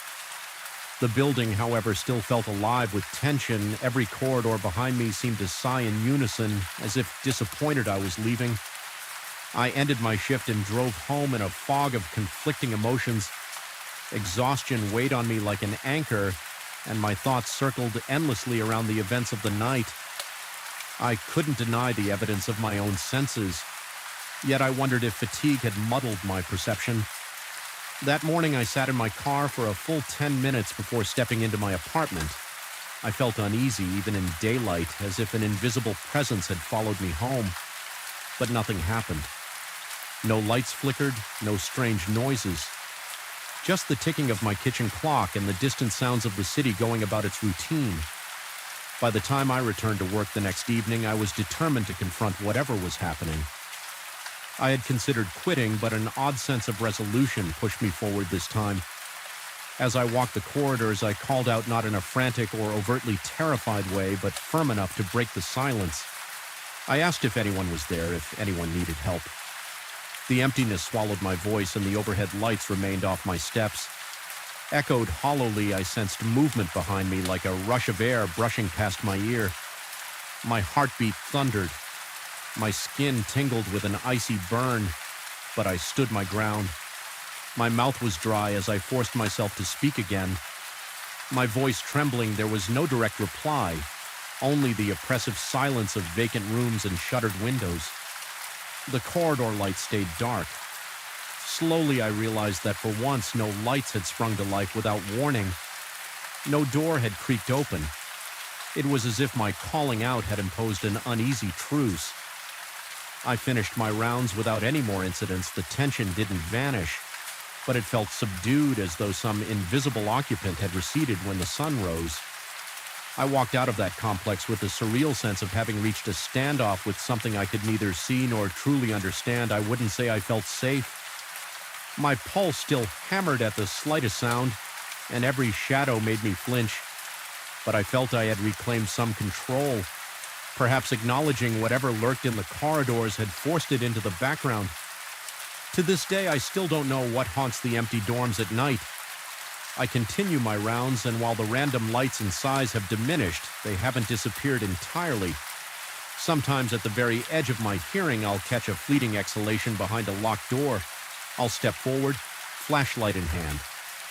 Heart racing, only to find an empty, motionless room. I've come to realize that these encounters might never resolve into a neat explanation. There is a weight to those corridors, an unseen presence that defies logical understanding. It remains there, lurking in the silence, part of the stale air and the flickering lights. I've learned to live with the uncertainty, though it leaves a permanent knot in my stomach. Every time I step into those halls, I feel a subtle chill, like the building is watching the question that lingers. The one I can't fully erase from my mind is whether it's truly something supernatural or just an echo of my own fraying nerves. But in that empty space where the door locks click and the lights flicker with no apparent cause, I sense an intelligence that sends a pulse of fear through my veins. It leaves me hyper-aware, always glancing over my shoulder, and even in the calm of a new morning, that lingering discomfort follows me, reminding me that some doors once open can never be completely shut. I first set foot in the hospital's sub on a stormy Tuesday night, an evening where the flickering hallway lights seemed to hum with dread rather than electricity. The air was unbearably... made me jump. I sensed I wasn't alone yet. No one was in sight. And then came the moment that nearly made my heart stop from behind the sealed door. I heard the faint click of a switch being flipped. The corridor light above the door flared to life as though something inside that forbidden room had activated it. The logical side of my mind screamed that this was impossible. The door was locked with a rusted chain, the padlock thick and secure. I had examined it before, even tugged at it to see if there was any give. It never budged. My first instinct was to turn around and leave, pretend I'd heard nothing. Write it off as a trick of faulty wiring, but curiosity in a still as though it carried the echoes of forgotten footsteps that never found their way out. Even then, I sensed something was wrong, as if the cement walls themselves were whispering secrets. They wished I wouldn't overhear. It was a suffocating feeling, heavy and inescapable, and I tried to brush it off as exhaustion from a long day, but the unease in my chest never quite faded. It settled there, pulsing like a second heartbeat, warning me that something lurked in the shadows far beyond my understanding. I work as an electrical maintenance technician in a small countryside hospital, the kind of place where most of the rooms go quiet after dusk. The staff is minimal, especially at night. Once visiting hours end, entire wings can feel deserted, abandoned to the quiet hum of fluorescent lights. My responsibilities cover everything from resetting circuit breakers to fixing short circuits and aging equipment. Because the hospital is old, I need to be thorough, checking every hallway, every corner. That is how I discovered the sub and the corridor no one ever talked about on paper. It didn't exist. No official blueprint showed any extra space below the primary basement floor, but there it was a short flight of worn concrete steps leading to a hallway lined with rusted pipes, silent as a tomb. My first impression of that corridor was more than unsettling. The overhead fluorescent panels would light up in sequence, casting a sickly yellow glow on chipped walls and flaking paint. There were times when I would notice them powering on by themselves from a distance, responding to motion sensors that shouldn't have triggered unless someone was walking beneath them, yet no one else was there. At least no one I could see. Each time I ventured down those steps, my pulse throbbed in my ears and a cold sweat broke across my forehead. I started to dread even the thought of going there. But my job demanded that I do my rounds during my inspections. I gradually noticed a room at the far end of the corridor, its door sealed with a thick padlock and a chain that looked older than the building itself. There was a small metal plaque near the door handle, scratched and tarnished, but still partially legible. It bore the hospital's name and an unreadable date that might have indicated when the space was last in use. Yet officially, no record of this room existed. No one spoke of it. And if I ever mentioned it casually to a sea orker, the response was always blank confusion. Some said they knew nothing about a sealed room. Others guessed it had been closed off for administrative reasons years ago, but nobody could give me a straight answer. As the weeks passed, I found myself returning there more often. My job rarely required me to be in the sub, but each time I passed by, I felt compelled to check the corridor's flickering lights. I would stand at the top of the concrete steps and watch as the sensors detected something moving below. The lights blinked on one by one as if some invisible figure walked the length of the hall, stopping at the door. At the end, I couldn't shake the feeling that if I crept down quietly enough, I would catch sight of a silhouette, a shape that vanished the moment I tried to focus on it. One night, I was asked to investigate an electrical fault near the basement storage area. It was late past midnight, and the hospital corridors above were practically silent, except for a distant beep of some monitoring machine. I wrapped up the repair quickly, but instead of heading back to the main floor, I found myself descending farther, drawn inexplicably to the sub. My heart beat faster with every step. By the time I reached the bottom, I could hardly catch my breath. I felt as though the walls were inching closer, pressing down on me, suffocating me in stale claustrophobic air. Standing in the hallway, I noticed that the light above me was dimmer than usual, flickering in a rhythm that almost matched my pulse. My palms were slick with sweat, and I wiped them on my coveralls. Each small sound a drip of water from a leaking pipe, the hiss of air through an unseen vent. Growing sense of dread propelled me forward as I approached the door. Each step felt heavier. My knees wobbled and my mouth went so dry I found it hard to swallow. I felt a primal sort of fear, like an ancient alarm in my brain, telling me I was making a grave mistake. When I reached the door, I pressed my ear against the cold metal surface. At first, I could only hear my heart pounding and my unsteady breathing. Then, so faintly, I almost missed it. I detected a slow scraping sound from within as if something was being dragged across the concrete floor. All the cautionary tales of horror stories I'd ever heard rattled in my head. My body's fight or flight response teetered on the edge, urging me to run. Instead, I found myself testing the padlock again, fumbling in my pockets for tools. The chain was taut, the lock remained intact, yet I kept imagining some presence on the other side, flipping a switch, waiting for me to take just one more step. A nauseating wave of claustrophobia hit me and my vision blurred momentarily. I felt my legs tremble and the cold sweat on my brow turned icy. I retreated, practically stumbling backward down the corridor. My breathing was erratic, shallow gasps that barely brought in enough air. I forced myself up the stairs 2 at a time and rushed onto the main floor where a bored security guard stood by the elevator doors. I blurted out something about needing to check the fuse boxes, but he just nodded absently and didn't ask questions.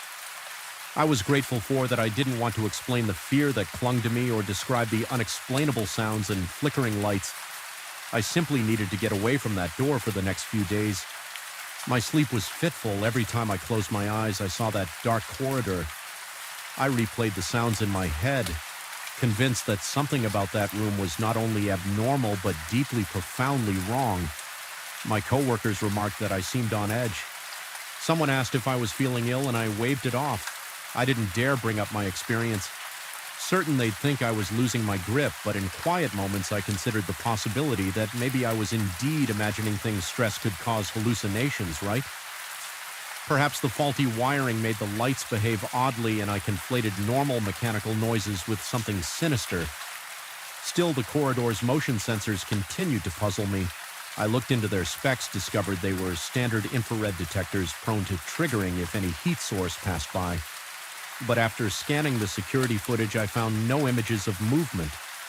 The cameras caught only the corridor lighting up without explanation. The staff mostly dismissed it as a glitch, but I couldn't. I needed answers. Late one night, I resolved to return, determined to document the phenomenon. I took a flashlight, my toolkit, and my phone to record any evidence. My heart hammered. The entire elevator ride down the basement corridor was silent as usual. But the moment I neared the sub-steps, the overhead lights clicked on.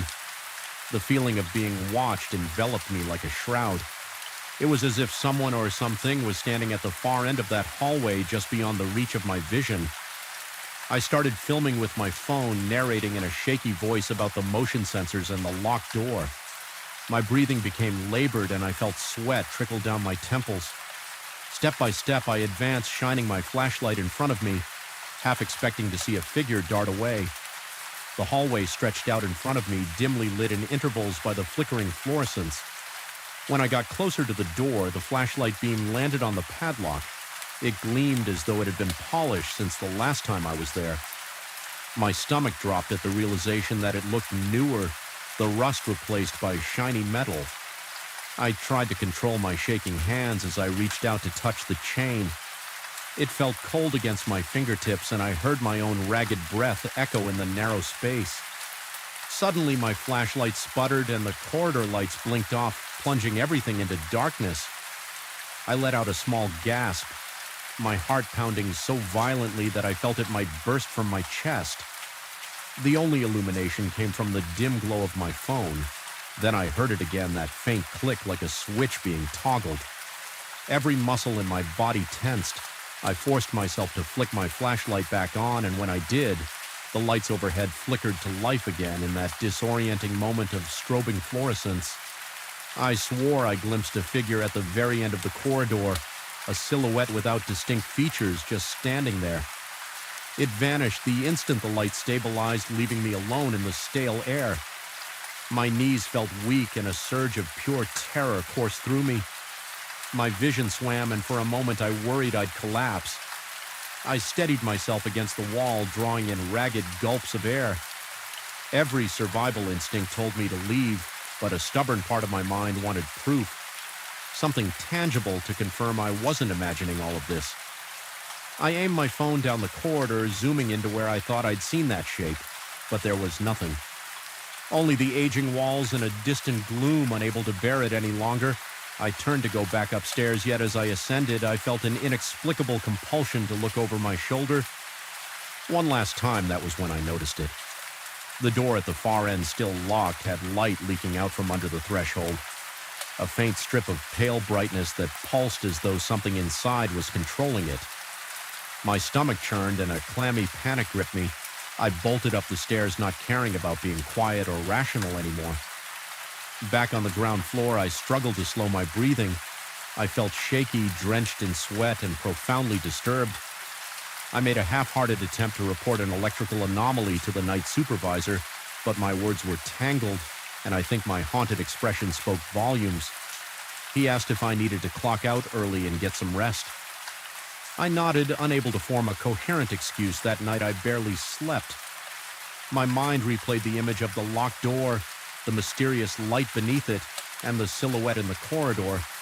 I questioned my own sanity. Perhaps I had worked too many nights, spent too long in the bowels of a building that was older than most of the staff. But deep down I felt certain something inhabited that sealed room, something that defied logic and official records despite my dread. A twisted curiosity gnawed at me.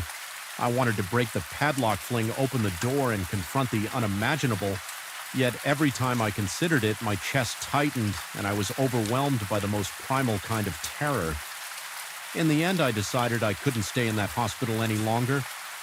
My final shift came a week later, and I completed my tasks. As if in a daze, I avoided the sub entirely, deliberately ignoring the occasional flicker of the motion sensor lights on the security monitors. As I walked out of the building after my last day, a flickering glow caught my attention on the screen near the guard station. The sub-corridor lights were turning on and off rhythmically as though beckoning me for one final visit. The sight made the hairs on the back of my neck prickle. My breath hitched in my throat and a shiver rippled through my body. I hurried out, refusing to glance back at the monitors. To this day, I can't decide if I truly escaped whatever lurks behind that door, or if I'm simply running from my own mind. I still wake up at odd hours, my heart pounding, convinced I can hear a switch clicking somewhere in the darkness of my bedroom. Whenever I see a light flicker unexpectedly in my home, a stab of panic knots in my gut, and I half expect to find that door waiting for me in my own hallway. The memory of that sub remains vivid, and even now I'm not certain what was real and what was the manifestation of a mind tormented by the unknown. All I know is the next time those lights switch on by themselves, I won't be there to check. And yet the thought still gnaws at me. Something lingers in that sealed room locked away for who knows how long, and it might not be content to stay hidden forever. Sometimes late at night, I almost wish I had forced the lock open just to banish the haunting questions. But deep down, I suspect it's better not to know. Let that door remain sealed. Let the darkness beyond remain undiscovered, because if it ever finds its way out, I don't want to be around to see what emerges from the very first moment I set foot in that decaying farmhouse. I felt an unsettling tightness in my chest. The air itself seemed hostile, thick with stale dust and a faint chemical odor, as though the building had exhaled centuries of neglect. In a single raspy breath, the main door creaked so loudly behind me that my stomach twisted, and I found myself pausing in the silence that followed. Ears straining to catch any hint of movement. I was alone, supposedly, but that didn't stop my pulse from pounding in my temples. Even before I'd taken on the night watch job, I knew something about this place was deeply wrong. I remember how it all started with a phone call from an acquaintance who insisted there was easy money to be made out on a deserted farm off a little traveled highway. He said the landowner needed someone to guard the property overnight. Nothing complicated, just a few weeks of security duty until they could figure out the farm's future. There had been some talk of trespassers or vandals, but nothing specific. In indirect terms, the landowner warned about strange activity. Of course I was skeptical, imagining bored teenagers wandering through an abandoned place for cheap thrills. Still, I needed the cash on my first evening there. The caretaker, a wiry man with tired eyes, walked me through the house, pointing out the main rooms and corridors. He explained that most of the farmland was overgrown. The barn was locked at all times, and the only real task I had was to keep an eye on the old house. He admitted in a low mutter that previous watchmen had complained about odd noises. The caretaker didn't seem eager to discuss details, only saying that if I heard anything or noticed any trespassers, I should call him right away when I pressed for more specifics. He shrugged and said he'd rather not scare me off on the first day, that was all. No dramatic warnings or official instructions, just a set of keys, a phone number, and a promise that he would check in. Occasionally, I soon discovered the place was worse than I expected. The main structure was 2 stories high with peeling wallpaper and water-stained ceilings. Furniture from the 1940s or 1950s littered the rooms, covered in sheets so thin they were practically transparent. Every piece of wood, be it floorboard or window frame, appeared warped with age, exuding a musty smell that clung to my nostrils. It was as if the entire house had been sealed away in a time capsule, left to rot on this desolate patch of land. During daylight, the house felt eerie but manageable. After the caretaker left me with a half-hearted good luck, I explored the upstairs rooms only to find little beyond dusty mattresses and ancient wardrobes. There was an oppressive aura in the attic hallway. The boards under my feet echoed more loudly there than anywhere else, and the narrow windows offered a skewed view of the neglected fields beyond. In the distance, I could see the silhouette of the old barn, its doors heavily secured with chains. Supposedly, nobody had set foot in there for months. I tried not to dwell on why the caretaker insisted on keeping it locked so tightly as evening approached. The wind picked up, rattling the shutters and sending a low whistle through the cracks in the walls when the sun slipped beneath the horizon. I switched on a single lamp in the living room. The electricity came from a generator out back, so I knew I couldn't run too many lights at once without risking an outage. The flickering yellow glow cast dancing shadows across the furniture. My eyes began to play tricks on me. I kept thinking I saw shapes moving in the corners of my vision. But whenever I turned to look, nothing was there. I tried to shake off my nerves, reminding myself that I had a job to do. Watch the front yard, monitor the deserted road, and ensure no one broke in. That was it, but the real horrors began. The moment the wind died, the caretaker had mentioned the farmland was known for gusts that howled through the night. But strangely, there came an instance when the air stilled completely, as if a giant hand had smothered all breeze. I caught myself holding my breath in that abrupt quiet, and that's when I heard them soft creaks on the floorboards directly above me, as though someone were pacing in slow measured steps. I froze, heart pounding, every muscle tense. The steps seemed to cross from one end of the upper corridor to the other, pausing intermittently before resuming their deliberate march. I tried to rationalize it. Old houses can be noisy, expanding and contracting with changes in temperature, but this was too rhythmic, too purposeful to be some random settling of the structure. My palms grew clammy and I could feel my pulse thawing behind my ears. I thought about calling the caretaker, but I stopped myself. Maybe I should do a quick check upstairs. It might be an intruder, or worse yet, some wild animal that got in through a broken window. So I went upstairs. Each step felt like it might collapse under my weight. Squeaking in protest, the hallway was dark, lit only by the faint glow from my flashlight at the far end. An old mirror hung crookedly on the wall, reflecting a distorted version of my slender figure. I shone the beam around the corridor, searching for any sign of movement. Dust motes floated lazily in the air, and the smell of damp mold felt almost suffocating. I saw nothing and heard nothing beyond the ragged sound of my own breathing. My mouth had gone dry, and every time I swallowed it felt like sand scraping down my throat after I convinced myself the floor was empty. I headed back downstairs, each step echoing ominously that night. I chalked it up to my imagination or the house's mysterious quirks, but the next evening it happened again. Around midnight, the wind abruptly ceased, leaving an eerie stillness in its wake, and just as before, I heard slow, deliberate footsteps in the corridor overhead. By now, my nerves were raw, my heart pounding so loud I was sure any intruder would hear it and vanish. I called out, my voice trembling slightly, but there was no reply. When the caretaker asked me by phone the next day how things had gone, I told him I heard footsteps at night. He sounded unsurprised, merely telling me to stay alert and let him know if I encountered anyone. His calm reaction only made my anxiety worse. The following week, the odd occurrences multiplied. Sometimes I would catch fleeting glimpses of a silhouette through the living room's large front window.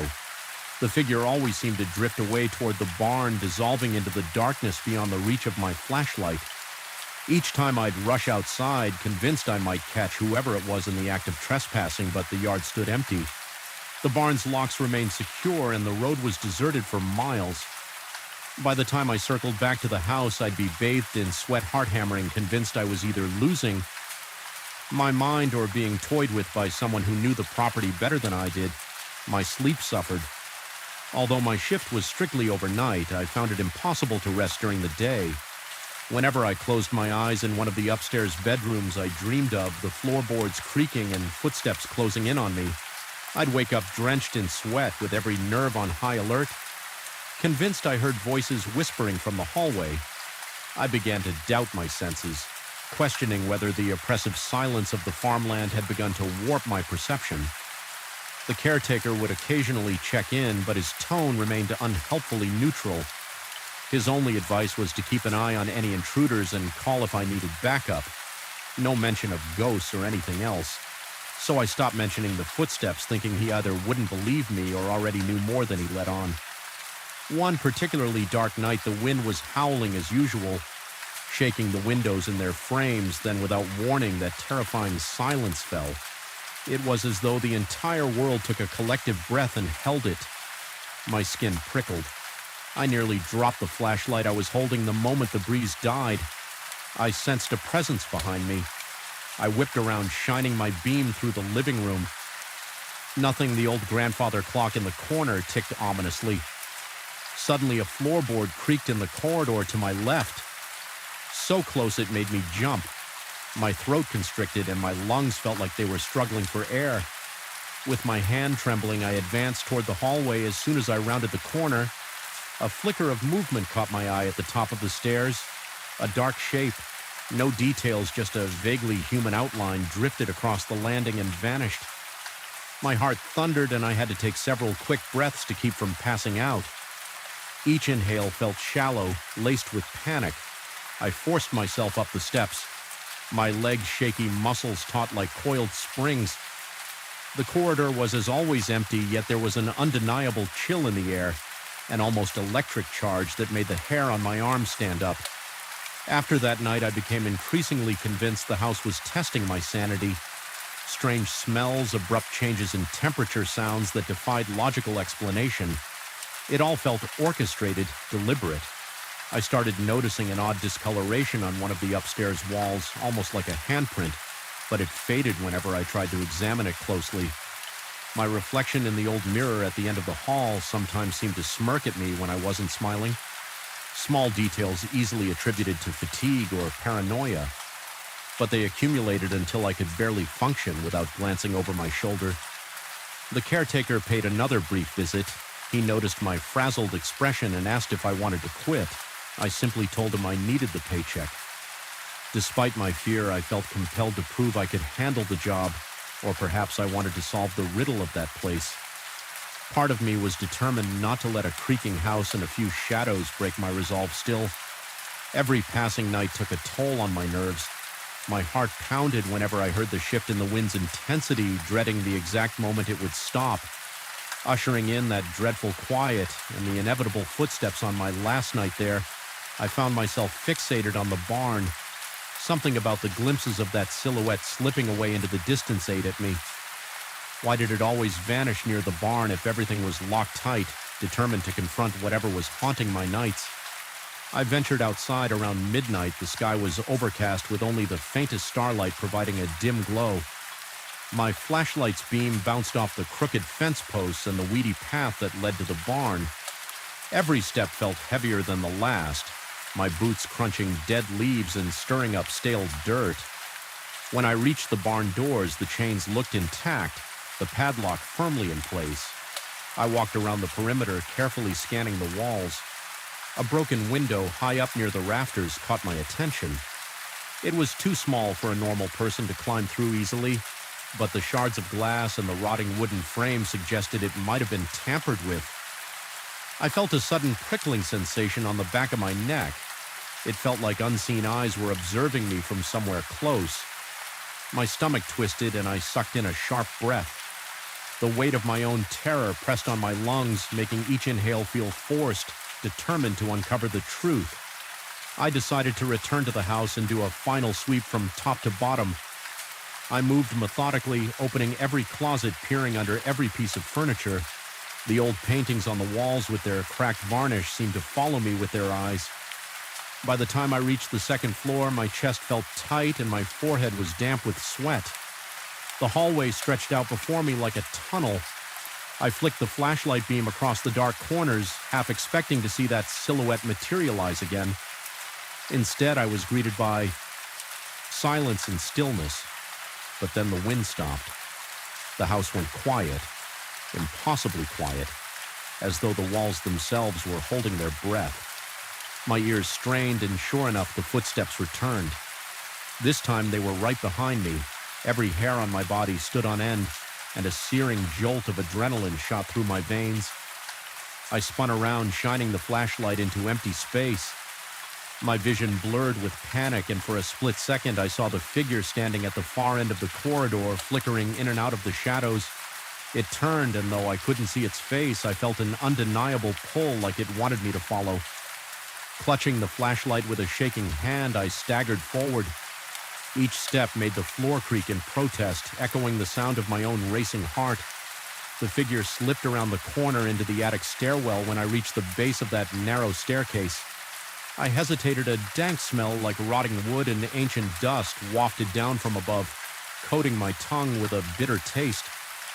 My breath came in quick gasps, and droplets of cold sweat trickled down my temples.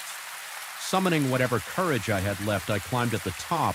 The attic spread out like a labyrinth of boxes, trunks, and covered furniture. The flashlight's beam skittered across a wooden support beam, then onto a pile of old blankets. A sudden scraping sound cut through the silence, a box sliding across the floor seemingly on its own. My pulse pounded and I felt my stomach lurch.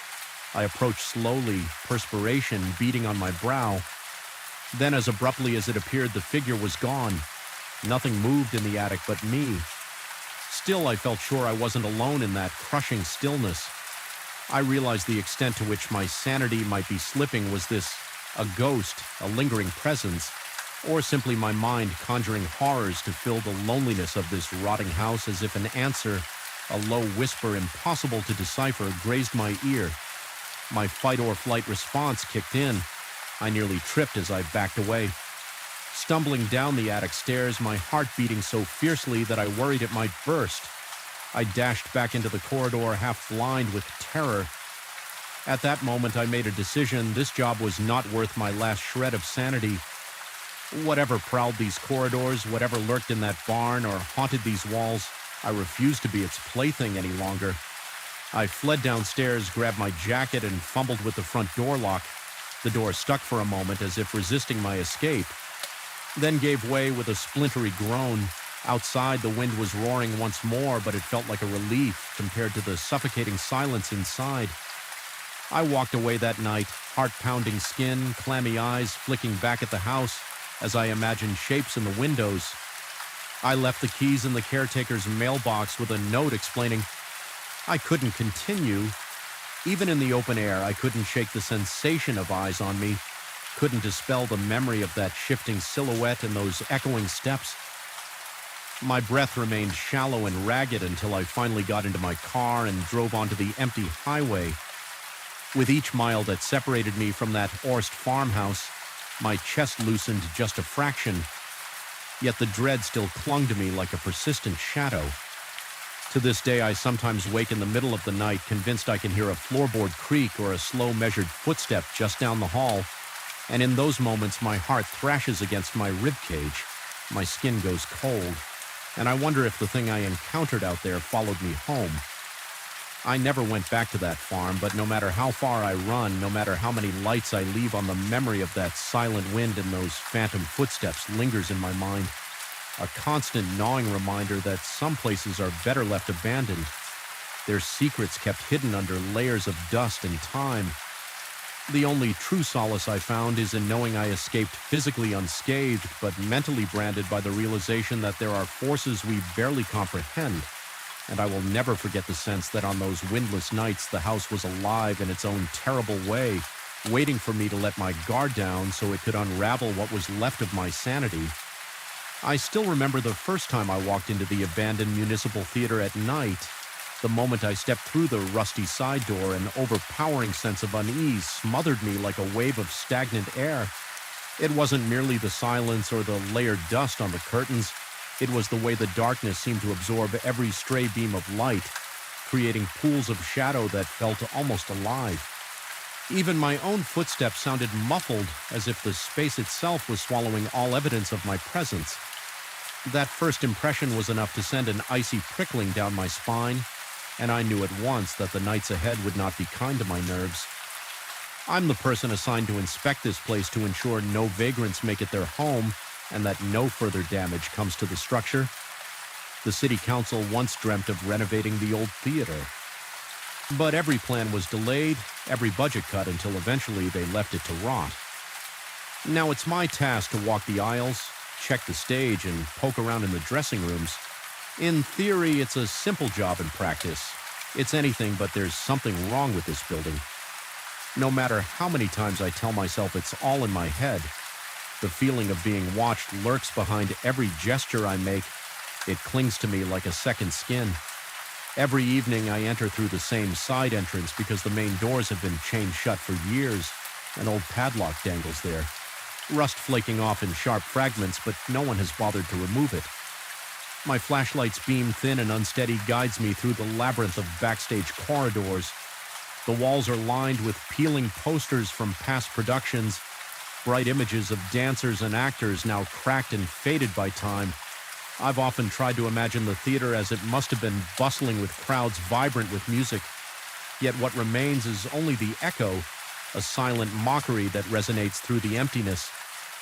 The echo is a constant companion repeating my footsteps, my breath, and on some nights repeating sounds I don't think I ever made. Walking through the corridor leading to the stage, I catch glimpses of movement in my peripheral vision. It's never more than a flicker, an indistinct shape slipping between the rows of seats or darting behind a curtain when I snap my head around. There's only stillness. The chairs are in neat lines, all covered in a thin coat of dust, and the heavy curtains hang motionless. Yet my heart hammers in my chest every time I can't shake the suspicion that someone is tiptoeing behind me, constantly evading the narrow cone of light that stretches from my flashlight on the stage. The boards keck underfoot. The old rigging rope sways slightly overhead as though disturbed by a faint breeze that I can't feel on my skin. My breath grows ragged whenever I remember the rumors floating around. Rumors that the place is haunted by the unsettled energies of past performers. I never believed in that kind of thing before, but I can't deny that each time I stand on that stage, an oppressive presence seems to loom just beyond the curtains, waiting for me to drop my guard. The worst part is the hush. A silence so thick that even my heartbeat echoes off the chipped paint on the walls. I usually direct my flashlight at the seats in the auditorium, scanning the rows for any sign of intruders. More often than not, that's when I see it, a brief silhouette shifting near the main aisle. My pulse spikes and my breath catches in my throat. I'll train my light on the spot, see nothing but dusty upholstery, yet feel a near suffocating certainty that I've just missed. Catching whoever or whatever it was, a pang of nausea knots my stomach. Sometimes the sensation of not being alone is so intense that I whisper under my breath, demanding that the presence reveal itself. Whenever I do, a strange hush falls, as if the air is holding its breath. The tension becomes unbearable. I sense a response that doesn't quite form words, but resonates in the hollow spaces of my mind, like an echo of my own voice. Twisted by the theater's acoustics, once I've finished my routine in the main hall, I climb the narrow staircase to the balcony. There are two sets of stairs leading up, one to the cheap seats and another to the principal box. The principal box is always my last stop because it's where I hear the faint murmurs as night after night. I follow that spectral sound only to find myself confronted by emptiness. The velvet seats up there are rotted and frayed, and the place has the stale odor of an attic forgotten for decades. The moment I step onto the balcony, I feel a coldness that surpasses the rest of the theater's chill. penetrating through my jacket and nestling against my bones. The hairs on my arms stand rigid. My flashlight illuminates the void, revealing only dusty floors and battered seats, yet that barely there murmuring persists. Hovering at the edge of my hearing, a muted conversation impossible to decipher. I recall one particular night when the sky outside was a sickly orange from the city's light pollution. The hallway leading to the principal box seemed more claustrophobic than usual. My mouth was so dry I could taste the dust on the back of my tongue. The sensation that someone was directly behind me was so overwhelming that I spun around, flashlight swinging wildly in the gloom. The air moved behind me, or so I believed. My heart pounded so hard that I swore it might burst. Then just beyond my range of vision, there was a nearly inaudible shuffle. For the longest moment, I stood paralyzed. My skin burned hot and cold at the same time. Every logical part of me insisted I was alone. Yet the primal fear coursing through my body said otherwise. I felt a faint brush of air against the side of my neck, and every muscle in me went rigid. My arm jerked, the flashlight beam quivering across the walls by the time I gathered the courage to aim. It behind me again, only stale air occupied that space. My insomnia grew from that point onward. It's not that I couldn't sleep because of the job's irregular hours, rather. It was the knowledge that each evening I would return and confront those intangible presences lurking in the corners of my vision. I tried talking to a colleague who briefly helped with the theater's security before quitting. He implied that he'd also heard strange things, though he laughed it off, saying maybe the old building was just settling. He claimed to have no recollection of seeing shapes or silhouettes, but something in his eyes hinted that he was holding back. He left me with a vague warning that it was easy to let one's imagination run wild in a place so layered with history and isolation, determined to retain my sanity. I began a personal routine, walking slowly up and down every aisle, shining my flashlight at each seat, scanning methodically and gently pushing aside the curtains in the backstage area to confirm nothing was hidden there.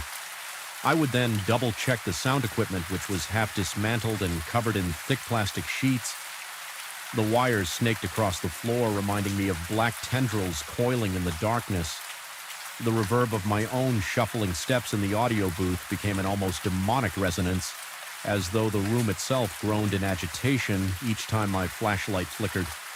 A common occurrence with these old batteries, I found myself sweating, my heartbeat pounding behind my eyes. Convinced I was about to see something that defied explanation, even when the light steadied. The fear lingered like a dense fog around me, but it was the principal box that refused to let me rest.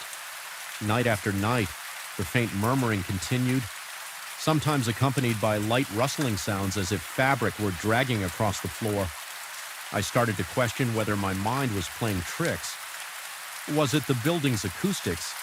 Some small critter nesting behind the walls, making sounds that I interpreted as voices. I hoped for a rational explanation, but each new night chipped away at my skepticism. The murmurs grew less random, almost rhythmic. Sometimes I caught the distinct rise and fall of what might have been a voice too distant to parse words, but undeniably human in cadence. Yet I found no footprints in the dust, no signs of entry, no scattered trash that might indicate squatters. The seats were always undisturbed, save for the thickening dust. One evening after a particularly grueling day, I decided to confront the mystery directly.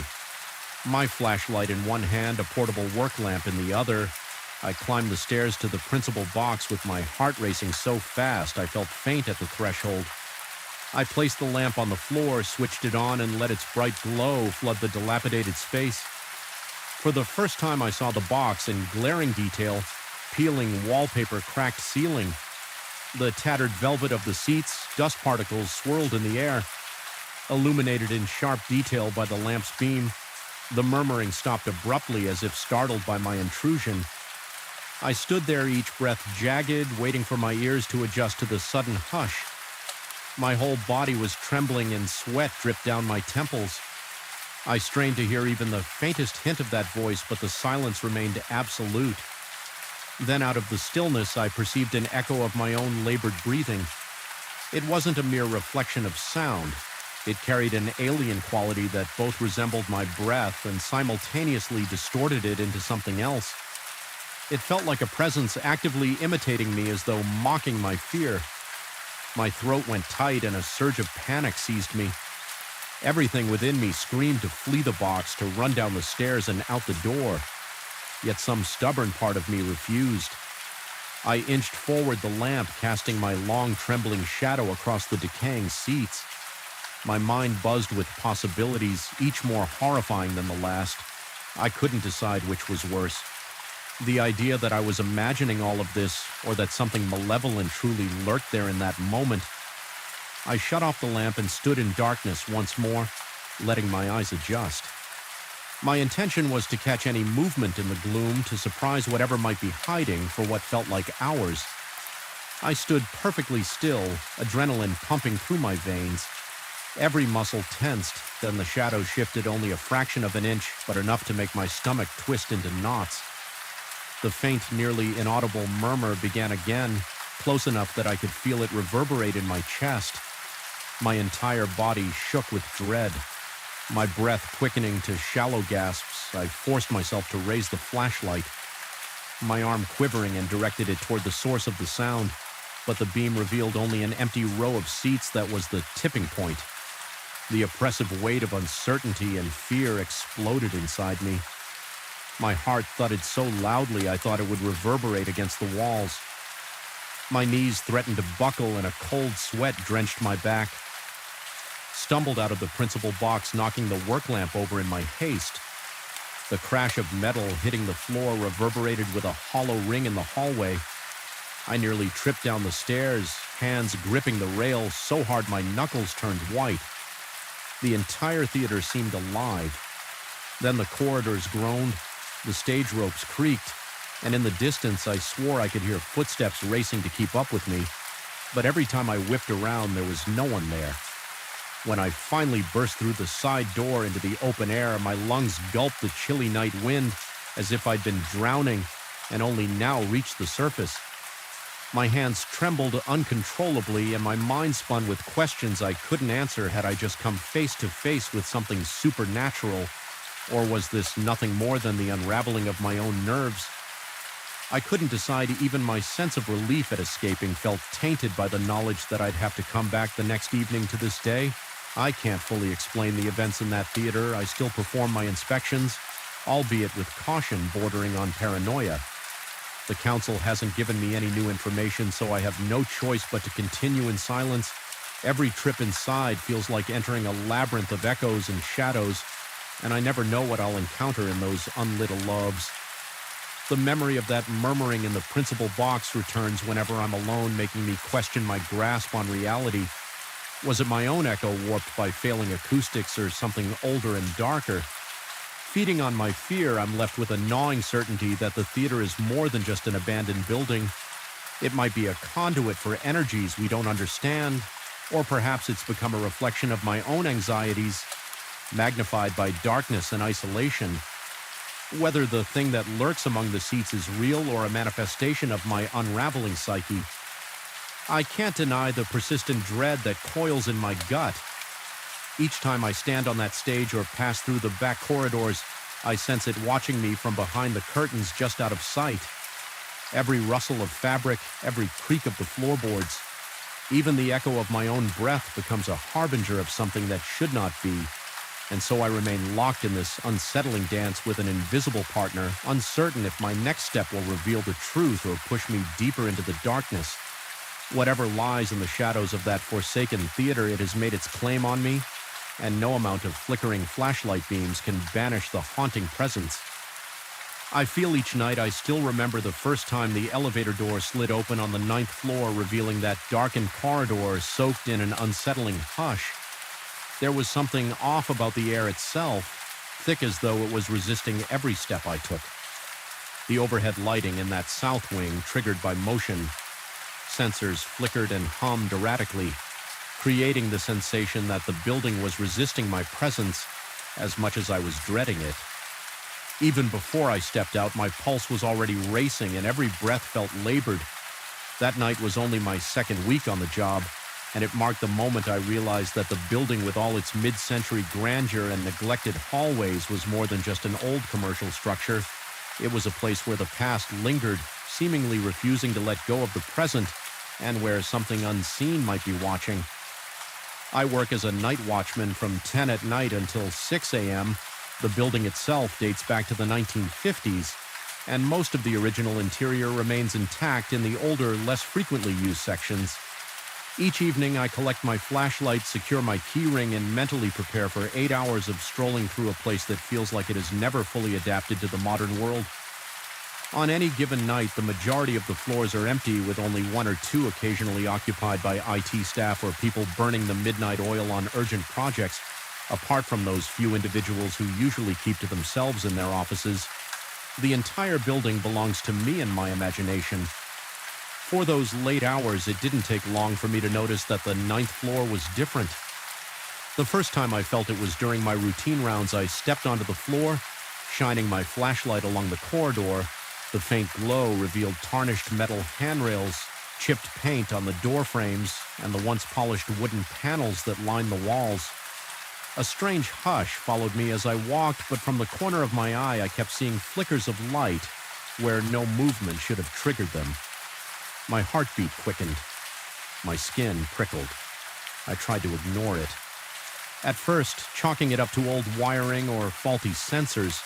However, each subsequent visit confirmed the same pattern. The lights flickered as though something darted from office to office.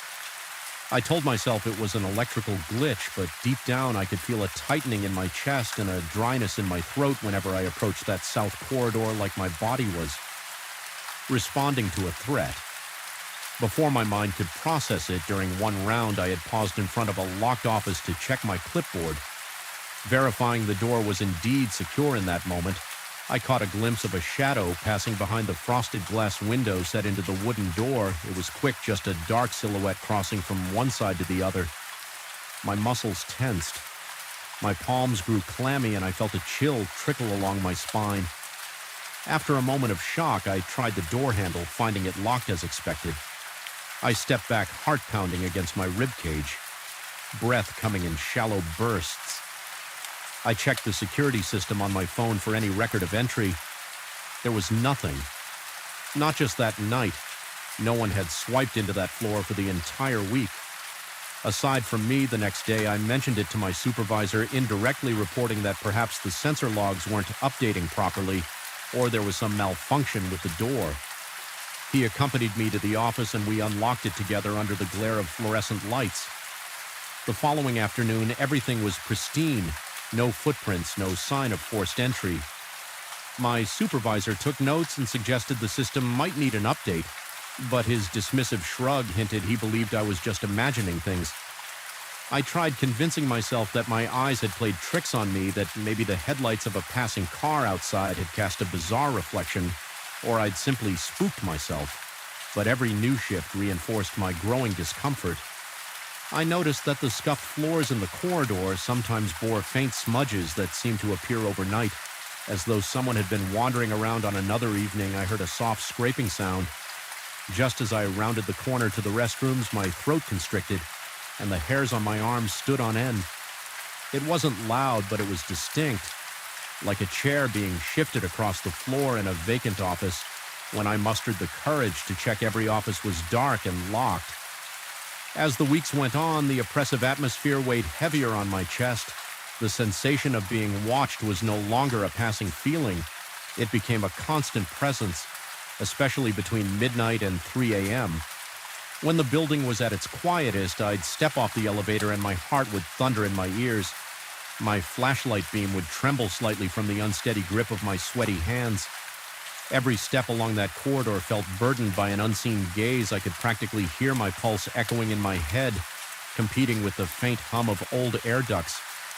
Strangely enough, the north side of the 9th floor never gave me any trouble. It was the southern stretch, a row of offices that had changed little since the 1950s that exuded this suffocating unspoken tension. The walls were still clad in dark walnut panels that had begun to warp with age. The thick carpeting, a drab brownish gray, had never been fully replaced, so it muffled my footsteps but also seemed to absorb every bit of light from my flashlight. At times, it felt like the building itself was swallowing me up. I tried strategies to cope. I found that listening to music through headphones sometimes helped in the earlier part of my shift. Whenever I reached the 9th floor, I had to take them out. Some primal instinct demanded I keep my ears open as though I needed every sense on high alert. My ears would strain in the silence, picking up the faintest creaks and distant rumbles from old pipes, which in turn fueled my growing paranoia on nights. When staff were in the building, I felt slightly less alone, but they rarely ventured beyond their offices on the lower floors, and I never confided in them about my experiences. It seemed pointless to scare them or label myself as the guy who jumps at every flickering light. Eventually, the experiences escalated one particular night. As I was walking that dreaded hallway, the motion sensor lights behind me turned off, leaving only the fixtures above me illuminated then. Without warning, the lights 3 offices ahead flickered on, even though I was too far away to trigger them. My stomach lurched and I could feel my heart racing carefully. I made my way forward, conscious that my breathing had become raspy as I approached each door. My flashlight revealed only dark, vacant interiors through the narrow panes of glass. Yet the lights continued to come on in sequence, one set after another, leading me down the hallway as if some invisible presence was guiding me or taunting me. Every muscle in my body felt like it was wound tight. My throat was so dry that it hurt to swallow. It got to the point where I reached the last office at the end of the corridor, an older conference room rarely used anymore, and stood there in apprehension. The sensor light above the door was flickering. I placed my hand on the doorknob, feeling a tremor course through me. The doorknob turned easily, but the door itself was stuck as though something on the other side was holding it. I pushed lightly and suddenly it gave way, stumbled forward and nearly dropped my flashlight. The beam revealed an empty room with a long, dust-covered table in the center. The musty smell of stale air assaulted my nose. Once I was inside, the flickering light overhead steadied for a moment. There was no explanation for what had just happened. No reason for the door to be blocked, and then suddenly not. My mind raced and an acute sense of unreality began to sink in. Was I dealing with something supernatural, or was my exhaustion warping my perception? That question became persistent, gnawing at my sanity after that unsettling episode. I started hesitating before stepping off the elevator onto the 9th floor. I'd stand there, hand hovering over the panel, heart pounding, telling myself not to let fear control me, but inevitably I had to do my job. One night I tried a different approach. Instead of walking straight down the corridor, I stepped quietly, almost tiptoeing, to see if I could catch whatever was causing these disturbances. By surprise, my pulse throbbed in my temples, and I could feel beads of sweat forming on my forehead, slowly trickling down into my eyebrows. The overhead fixtures detected me turning on in slow intervals, yet I got the impression there was a shape or presence moving just ahead, slipping out of sight the moment the lights flickered on. My mouth went dry and a slight tremor passed through my legs. My flashlight trembled as I scanned the closed doors, each labeled with a rusted nameplate from a bygone era. Again, that gentle scraping sound emerged from somewhere in the darkness. The hair on the back of my neck stood up. It was followed by what I can only describe as a soft footstep on the carpet. I called out a greeting, more a cracked, hesitant echo of a greeting, but there was no reply. My own voice sounded alien in that space. Lost in the thick silence, I never saw anyone, but the atmosphere felt predatory, like I had wandered into some territory that did not belong to me. The corridor seemed longer, the corners darker. My heart pounded so furiously that I struggled to keep my breathing steady as I passed one closed office. I heard a faint click from within, like a light switch being toggled when I directed my flashlight through the small glass panel. I saw only darkness and my own reflection. Then a thought crossed my mind with startling clarity. Perhaps I was being watched from inside the room, observed just as clearly as I observed my own reflection. That realization twisted my gut, and I moved on in a rush. Unwilling to stay near that door for a moment longer, the final straw came on a night when I found that every sensor light on the 9th floor was blinking in a sequential pattern from one end of the corridor to the other, as if they were waving me forward with my pulse hammering in my chest. I followed that macabre path, each step taking me closer to that last office. At the far end, the door was slightly ajar, even though it should have been locked. My flashlight revealed a yawning blackness inside, inching closer. I felt a wave of clamminess wash over me, as if I were crossing into a region untouched by time.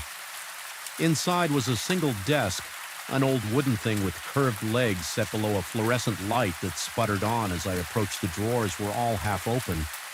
My breath caught in my throat all around me. I felt a sensation that was akin to static electricity.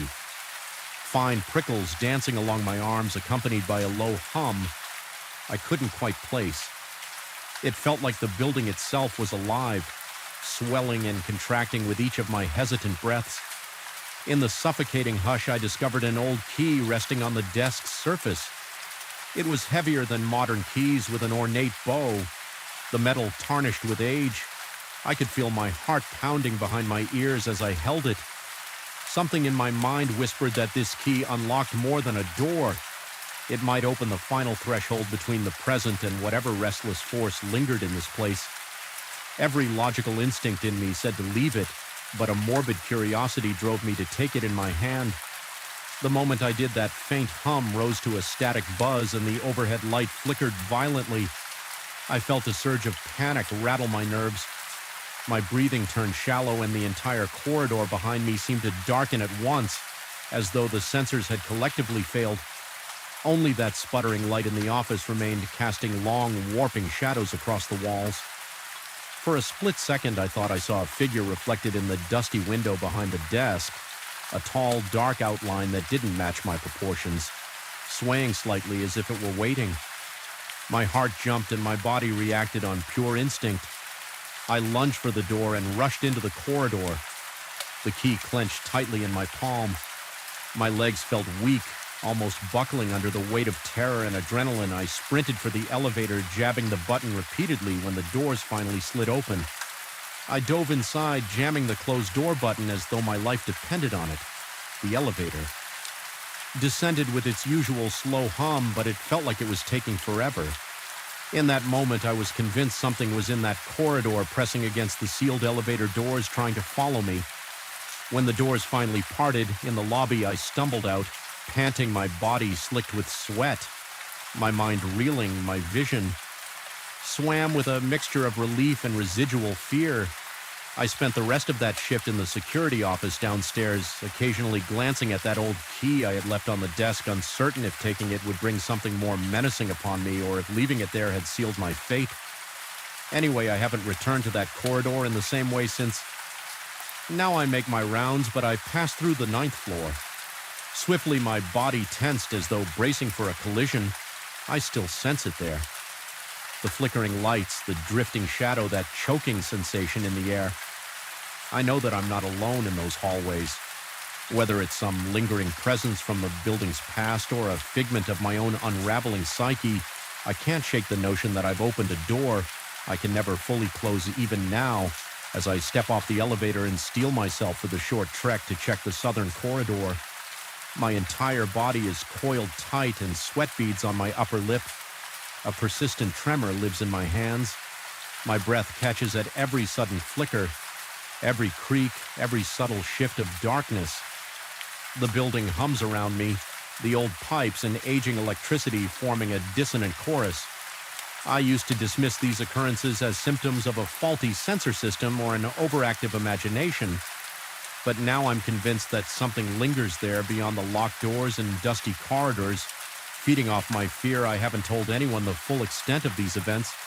The supervisors don't seem interested in ghost stories, and any colleagues who might listen would probably think I'm unraveling. Maybe I am, but each night I feel that presence looming, pressing against the edges of my vision, toying with the flickering lights, reminding me that this building, with all its history and neglect, has become more than just a backdrop to my nightly routine.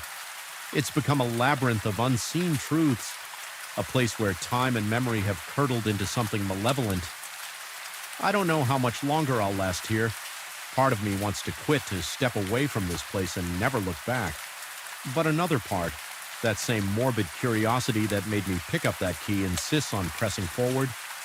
It insists there is a truth to be uncovered, something that explains the watchful eyes, the phantom footsteps, the lights that flicker without reason. For now, I endure each shift as best I can, breath catching in my throat whenever I hear the floorboards creak or see a shadow cross a locked door each time I insert my key into the elevator panel. For the 9th floor, my pulse accelerates and a bead of cold sweat forms at my temple, and so it continues, night after night, a quiet psychological war between what is real and what might be lurking just out of sight. I'm locked in that battle heart pounding with each new step into the corridor, uncertain if I'll ever find relief, but equally uncertain if I can escape the building's hold on me. The only thing I know for sure is that my life, once filled with routine and monotony, now feels forever on the cusp of revelation or insanity in that uncertain space. I wait night after night, listening to the faint hum of the lights as they flicker on and off, reminding me that something waits in the darkness, something that's made a home in the stale air and shadowed halls of that looming 9th floor. The moment I first stepped into that gutted restaurant, I felt an unsettling heaviness in the air that refused to dissipate. The floor was scattered with planks of wood-chipped tiles and half-open cans of paint, all of which gave off a sharp chemical odor that reminded me of too many late shifts on construction sites. Something about this place made me feel instantly uneasy, like I'd walked into a room where a terrible argument had just taken place.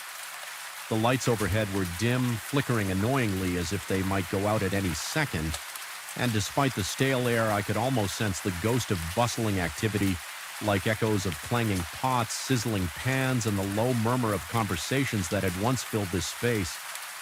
There was a biting edge to the silence, now broken only by the faint hum of the stripped wiring in the walls. It was an atmosphere charged with tension, as though the building itself was holding its breath, waiting for something or someone to stir. I had been hired to watch over the place at night to ensure that no one broke in to steal the tools and materials left behind by the renovation crew. It was supposed to be a simple job show-up when everyone else was leaving. Walk the perimeter every hour or so and keep an eye on the equipment. I wasn't even required to stay in one spot. In theory, I could have sat in my car outside, but I had instructions to make. Sure, no one was lurking around inside, especially in the kitchen area where the most expensive gear was stored. The pay was good enough for me to accept the weird hours, plus I told myself I'd seen stranger gigs, like the time I had to guard a vacant office building that had a broken elevator that kept opening on its own. I tried to brush off my initial apprehension as nerves. Still, something about the emptiness of that restaurant and its darkened corridors kept my skin crawling. The first few nights were tedious but mostly quiet. I'd arrive around midnight, flip on a few overhead lights in the main hallway, and set up my small portable lamp near the entry, creating a make-a-do workstation. The rest of the building would remain cloaked in shadows, the flickering bulbs illuminating odd corners in a way that played tricks on my eyes. About 2 hours into the shift, I'd begin hearing those soft knocks coming from the direction of the old walk-in freezer. It sounded so distinctly like knuckles, rapping on a solid wall talk that I couldn't blame it on machinery or the typical pops and groans of a settling building. And yet, each time I worked up the nerve to investigate, I found nothing more than a dark, empty storage area, the hinged freezer door wide open and no sign of any disruption. I'd shine my flashlight across the walls, checking to see if a loose panel might be the culprit, but everything seemed secure. It was as though something or someone was deliberately tapping, just to make me come over, only to vanish the moment I arrived on the third night. I noticed a mirror placed at an odd angle on the long prep counter in the kitchen. It looked like it had been there for ages, gathering dust. It was large, with a tarnished frame that suggested years of use. Sometimes when I walked by in my rounds, the overhead light would catch on its surface just right, and for the briefest moment I think I saw movement in the reflection. At first I chalked it up to my own silhouette crossing the kitchen, but twice I could have sworn I spotted something else, something behind me that disappeared the instant I whipped around. My heart pounded so loudly I could hear my pulse in my ears. Each time I thought I saw that flicker of motion, a low wave of cold dread washed over me. My breath would become shallow and I'd feel beads of sweat forming on my forehead. I told myself it was exhaustion, that a mind left idle in a silent building will start weaving illusions. Still, the unnerving sensation lingered, making me doubly alert as I paced the halls. By the fifth night, I was growing accustomed to the sporadic knocks near the freezer, though they still set my teeth on edge.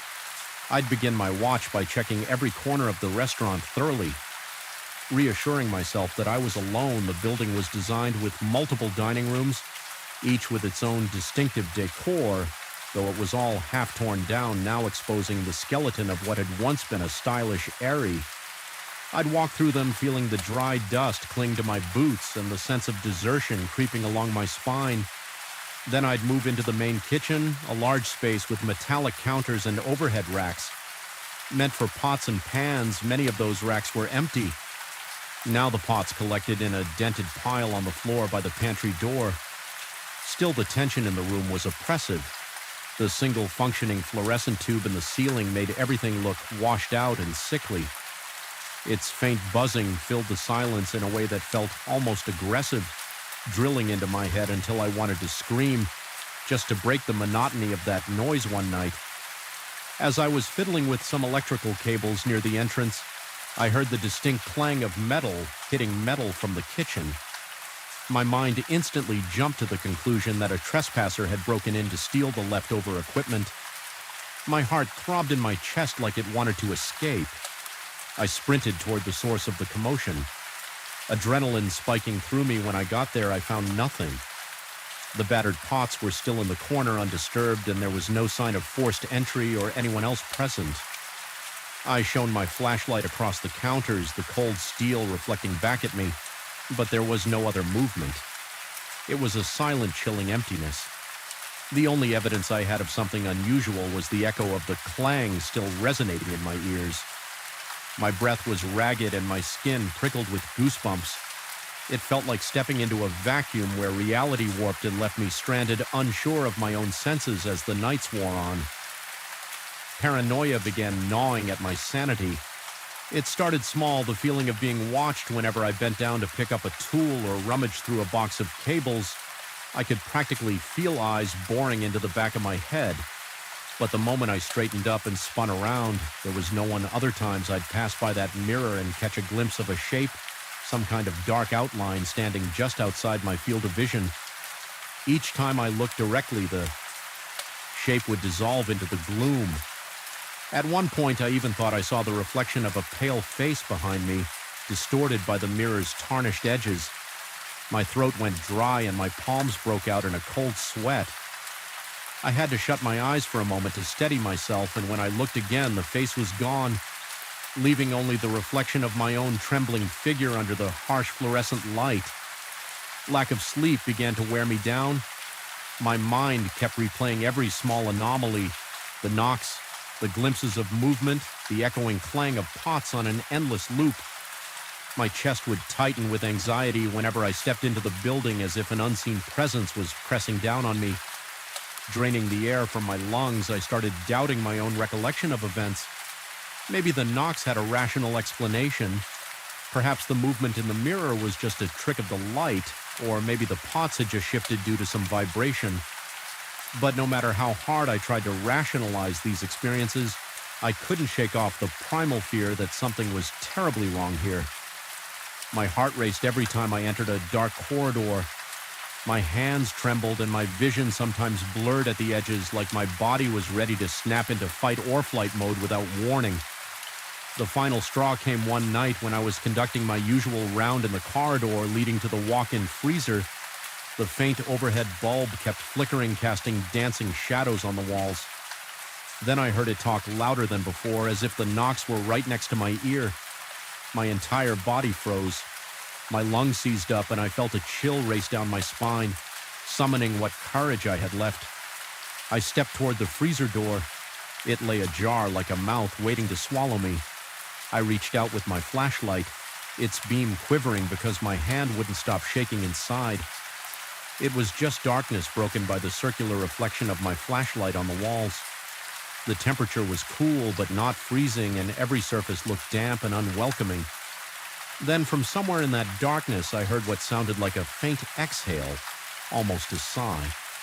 My chest constricted and I stumbled back, feeling my heartbeat thunder in my ears. I tried to tell myself it was my own breath echoing in the enclosed space, but I didn't believe it. I slammed the freezer door shut, nearly dropping the flashlight in the process. My heart was pounding so violently that I felt dizzy. A wave of nausea rolled through me and I thought I might pass out right there instead. I forced myself to move because the one thing more frightening than running was standing still. I practically bolted into the main dining area. The light was dim, and in the reflection of the windows I could see my own panicked face. My vision blurred at the edges, and I found myself gasping for air. I tried to calm down by reminding myself that I'd been alone in plenty of spooky buildings before, that I was just letting my imagination run amok in a deserted restaurant with a weird vibe. But reason had no hold on me anymore. My entire body screamed that I was in danger and that I needed to leave, yet I couldn't abandon my shift. I had a job to do. So I studied myself and decided to end the night's rounds with one final check of the kitchen. My logic was simple. If I got through this last sweep, I could haul up by the entrance until morning. That was the plan, but as I stepped back into the kitchen, I noticed that the old mirror on the prep table had shifted. It was tilted more upright than before, revealing a broader reflection of the room. My pulse hammered and I swallowed hard, forcing myself to walk toward it. With each step, the mirror seemed to magnify every shadow, every speck of dust dancing in the stale air. I could see the large metal counters behind me in the reflection, the ceiling light flickering above, and the empty racks that once held pots. Then in a jarring instant, I saw that shape again, a dark silhouette standing just beyond the door. My stomach twisted and my breath caught in my throat. I spun around to face it directly, nearly dropping the flashlight. But the doorway was empty, just the cold gloom of the corridor behind it. When I looked back at the mirror, the silhouette was gone. A creeping sense of dread slithered up my spine, and for a moment I felt like my limbs were made of lead. I'd had enough. My nerves were shot, and the oppressive atmosphere was suffocating. I backed away from the mirror, eyes darting to every corner of the kitchen. My heart was pounding so hard I could feel it in my temples. The overhead light flickered again like a mocking stutter. Every muscle in my body told me to run to escape. I rushed out of the kitchen past the dusty dining room chairs stacked against the walls and found my way to the main entrance. The door felt stuck as I tried to push it open, and for a split second panic seized me. It gave way after a forceful shove, the cool night air hitting my face like a slap.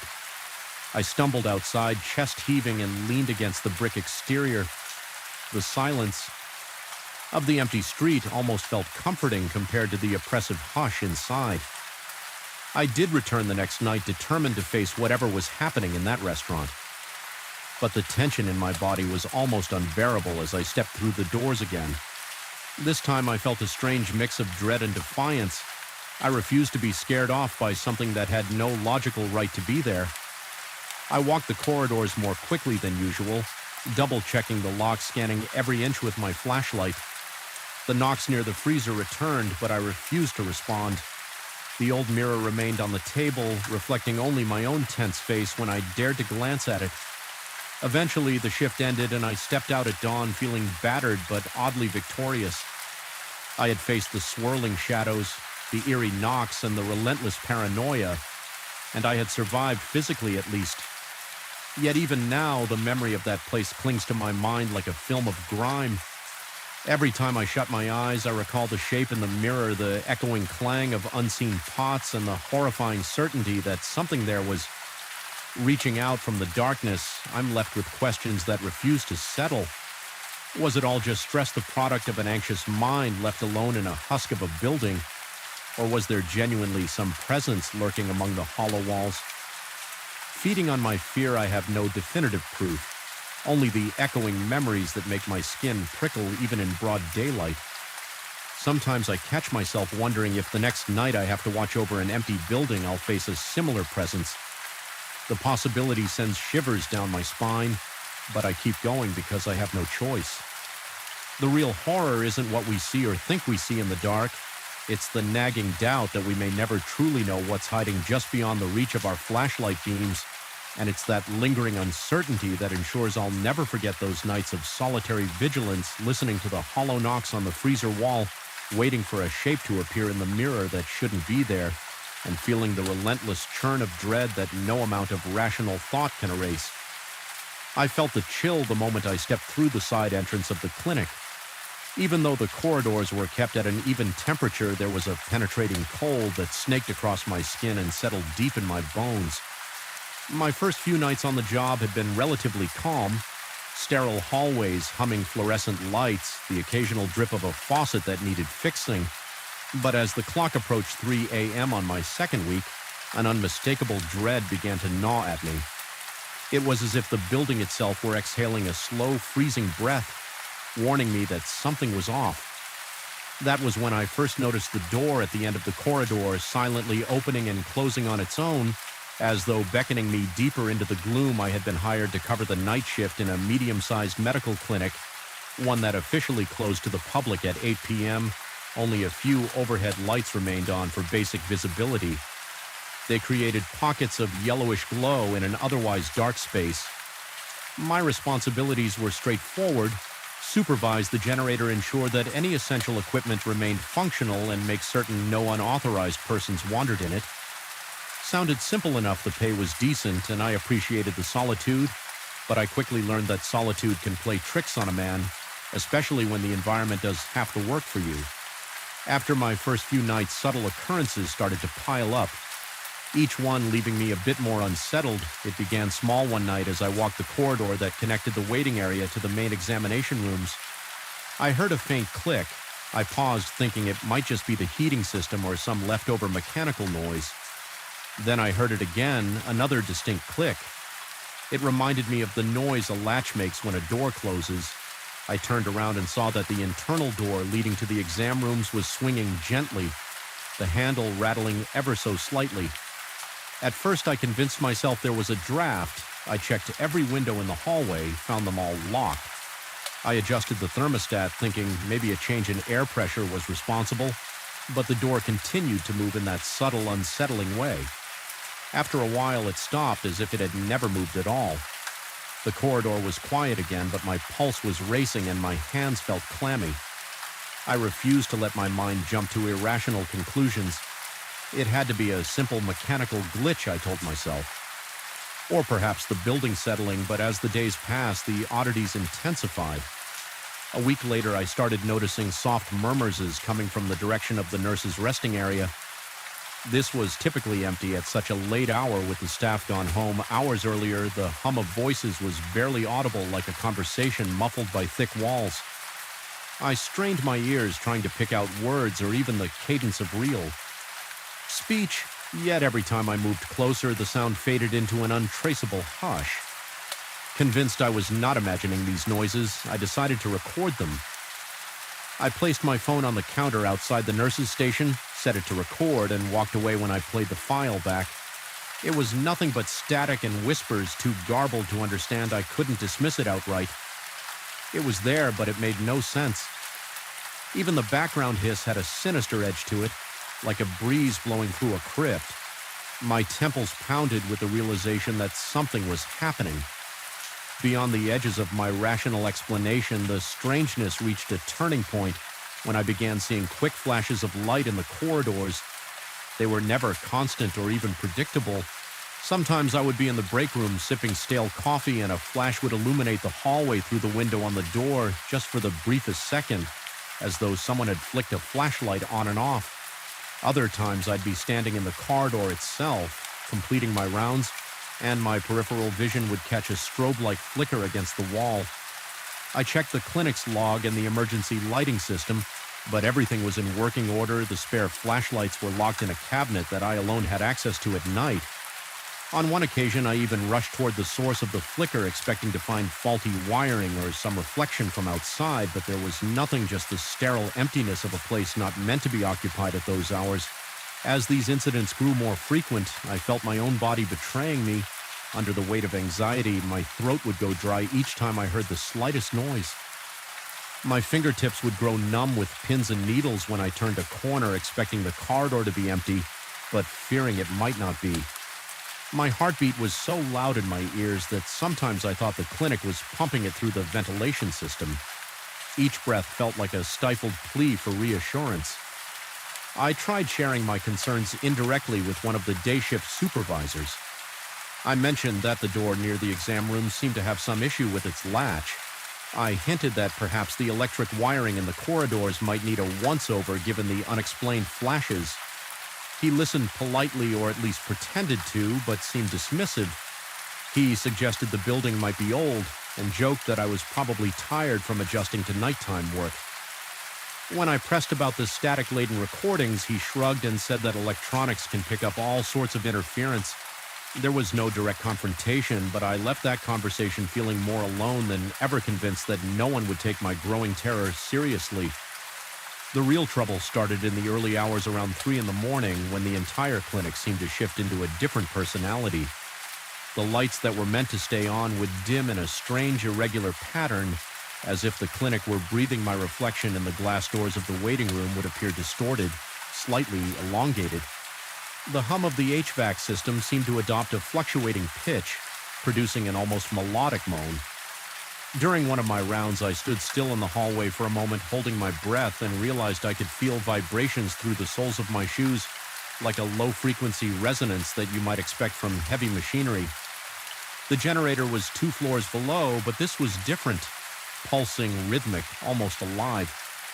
One especially unnerving night, I noticed a shadow crossing the corridor in front of me. It happened so fast that I nearly doubted my own eyes. The silhouette was tall and leaned slightly forward as though peering around a corner before disappearing. My heart jolted so violently that I felt it might tear through my ribcage with sweat. Gathering on my forehead, I sprinted to the intersection of hallways, half expecting to confront an intruder, but no one was there and no door was open. The entire space was silent, but for my own ragged breathing echoing off the sterile walls. In those moments, I questioned whether I was losing my grip on sanity each time I tried to rationalize a new experience. The clinic threw another inexplicable phenomenon my way. One night, I discovered footprints in the dust near the generator room. They were faint and seemed to appear out of nowhere, ending abruptly as if the person had vanished into thin air. Another time, I became convinced I could smell antiseptic in the main hallway, an overwhelming pungent odor like the entire corridor had been freshly scrubbed with chemicals, yet there was no sign of recent cleaning and the smell dissipated. The instant I tried to trace it, my attempts to maintain composure often failed. I could feel the sweat rolling down my back. Even in the climate-controlled environment, my breathing became shallow whenever I heard the slightest creak. The overhead lights would flicker, and my vision seemed to flicker with them. More than once, I thought I caught a glimpse of a figure in a lab coat down the corridor, but each time I blinked, it was gone. This wasn't a place that felt safe anymore. It was as if the clinic were a living thing reacting to my fear feeding on it. I found myself so tense that I would jump at the clang of a mop bucket in a distant janitorial closet, or the mechanical sigh of a door at the far end of the building. One of the most disturbing nights came when I decided to approach the exam room door that had been opening and closing. It was around 3:10 a.m., and I felt a sense of dread that went beyond anything I'd experienced. Up to that point, there was a flicker in the fluorescent lights, and that door was again swaying slightly, an eerie invitation. My stomach felt twisted as though someone had knotted it from the inside, and I could taste bitter acid at the back of my throat. I inched toward the door, each step accompanied by the squeak of my rubber soles against the tile floor. The corridor felt impossibly long, and I could have sworn the door was receding further away, as if the hallway were stretching itself out to keep me from reaching it. When I finally stood in front of it, I placed my hand on the handle. It felt cold and strangely damp, like it had been sitting in a freezer. Slowly, I pushed it open. The exam room behind it was dark, illuminated only by a faint glow seeping through the blinds from the streetlights outside. My heart thudded so loudly that it drowned out every other sound. The room seemed empty, just an examination table, a sink, some cabinets for medical supplies. I stepped inside, convinced I would find nothing but a draft or maybe a misaligned hinge. Then I heard a soft shuffle from a corner. I froze. My scalp prickled as though every hair was standing on end. My vision blurred momentarily, mustering courage. I pointed my flashlight into that corner. There was no one there, only a metal stool and a rolling tray. Yet the stool was turned slightly as though it had just been moved. My breath came out in a ragged gasp. I stepped backward, nearly tripping over my own feet, and fled the room without looking back. Ever since that night, the sense of oppression in the clinic deepened. Even the silence felt loaded, like it was vibrating with a hidden message. The faint whispers near the nurse's station returned almost every night. If I tried to record them, I heard only static on playback. The door at the end of the hallway kept swaying.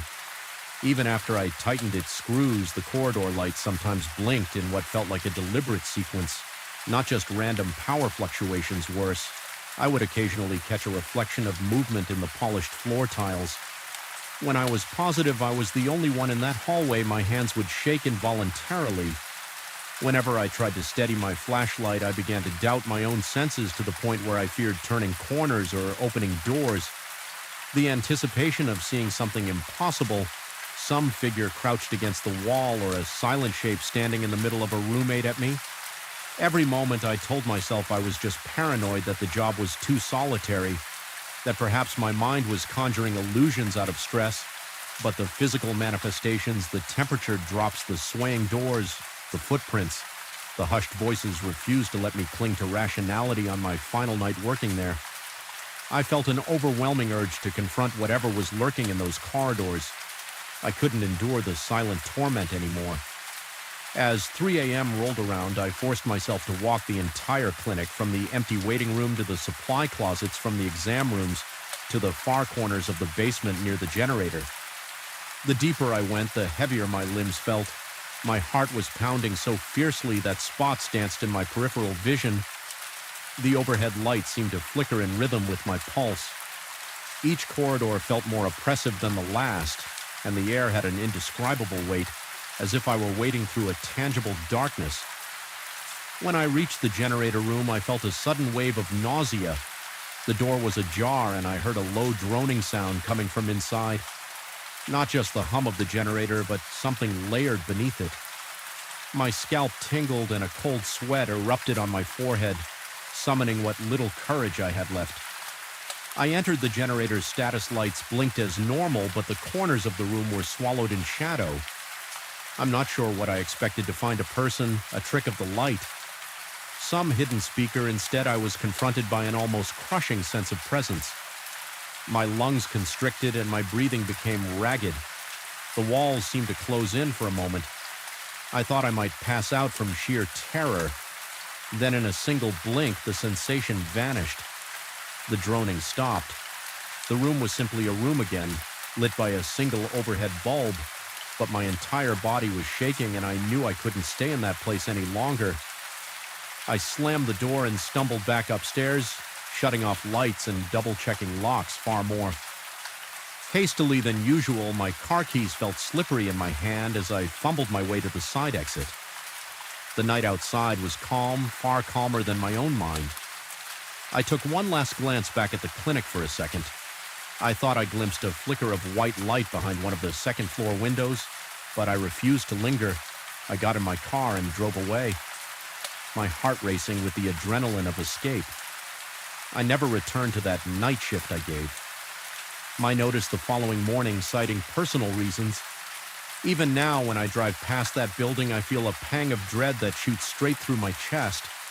My breathing becomes shallow and my fingers tense on the steering wheel. Sometimes I wonder if anyone else experiences the flickering lights or hears those distant murmurs. Perhaps it all stopped once I left, or maybe the clinic just found a new late-night caretaker, someone else it can lure into the labyrinth of its silent halls. Either way, I can't shake the feeling that whatever existed in those corridors is still there, waiting in the darkness, opening and closing doors for the next person who dares to walk its halls alone. And every time the clock strikes 3 in the morning, I'm certain the building draws in a quiet, malevolent breath, an invitation or perhaps a warning echoing through those deserted corridors. Long after I've gone, I still remember the chill that swept through me the first time I set foot inside that vast concrete labyrinth. The clock on my phone had just ticked past midnight, and the silence was so absolute that each step felt like a trespass. Something in the stale air warned me that I didn't belong there, that the shadows clinging to the walls were not mere absences of light, but watchful presences.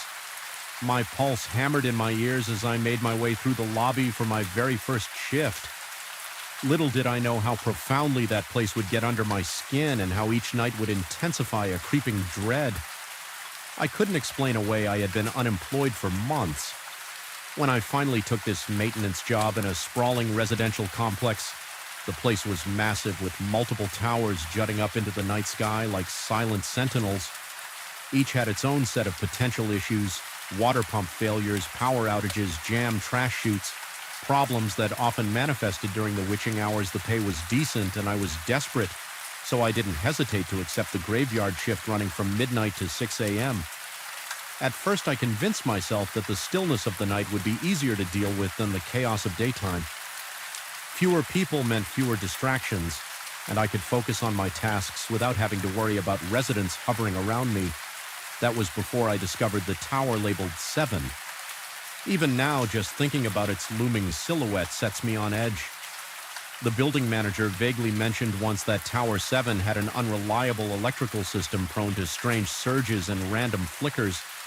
He claimed it was nothing more than outdated wiring, and poor insulation brushed it off as a nuisance that often required a reset in the breaker room.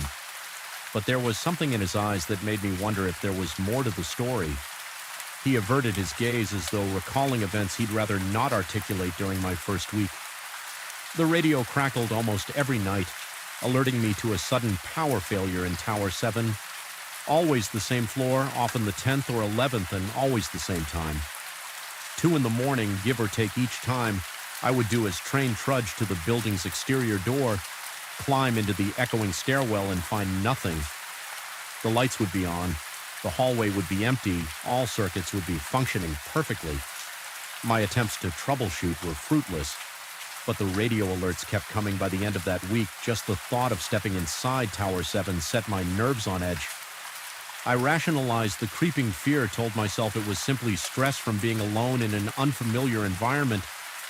But a few nights later, I heard something that still causes my skin to prickle. When I recall it, I had received yet another intercom call about lights going out on the 10th floor, annoyed but obligated. I grabbed my flashlight and climbed the stairs, footsteps echoing in that cramped concrete chamber. When I reached the 9th floor landing, I felt a tug of apprehension.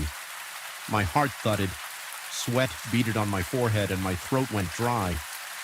Then I heard footsteps above me, slow, deliberate, one step at a time, as if someone was walking in sync with my own pace, but maintaining a level above. For a second, I thought it might be a resident.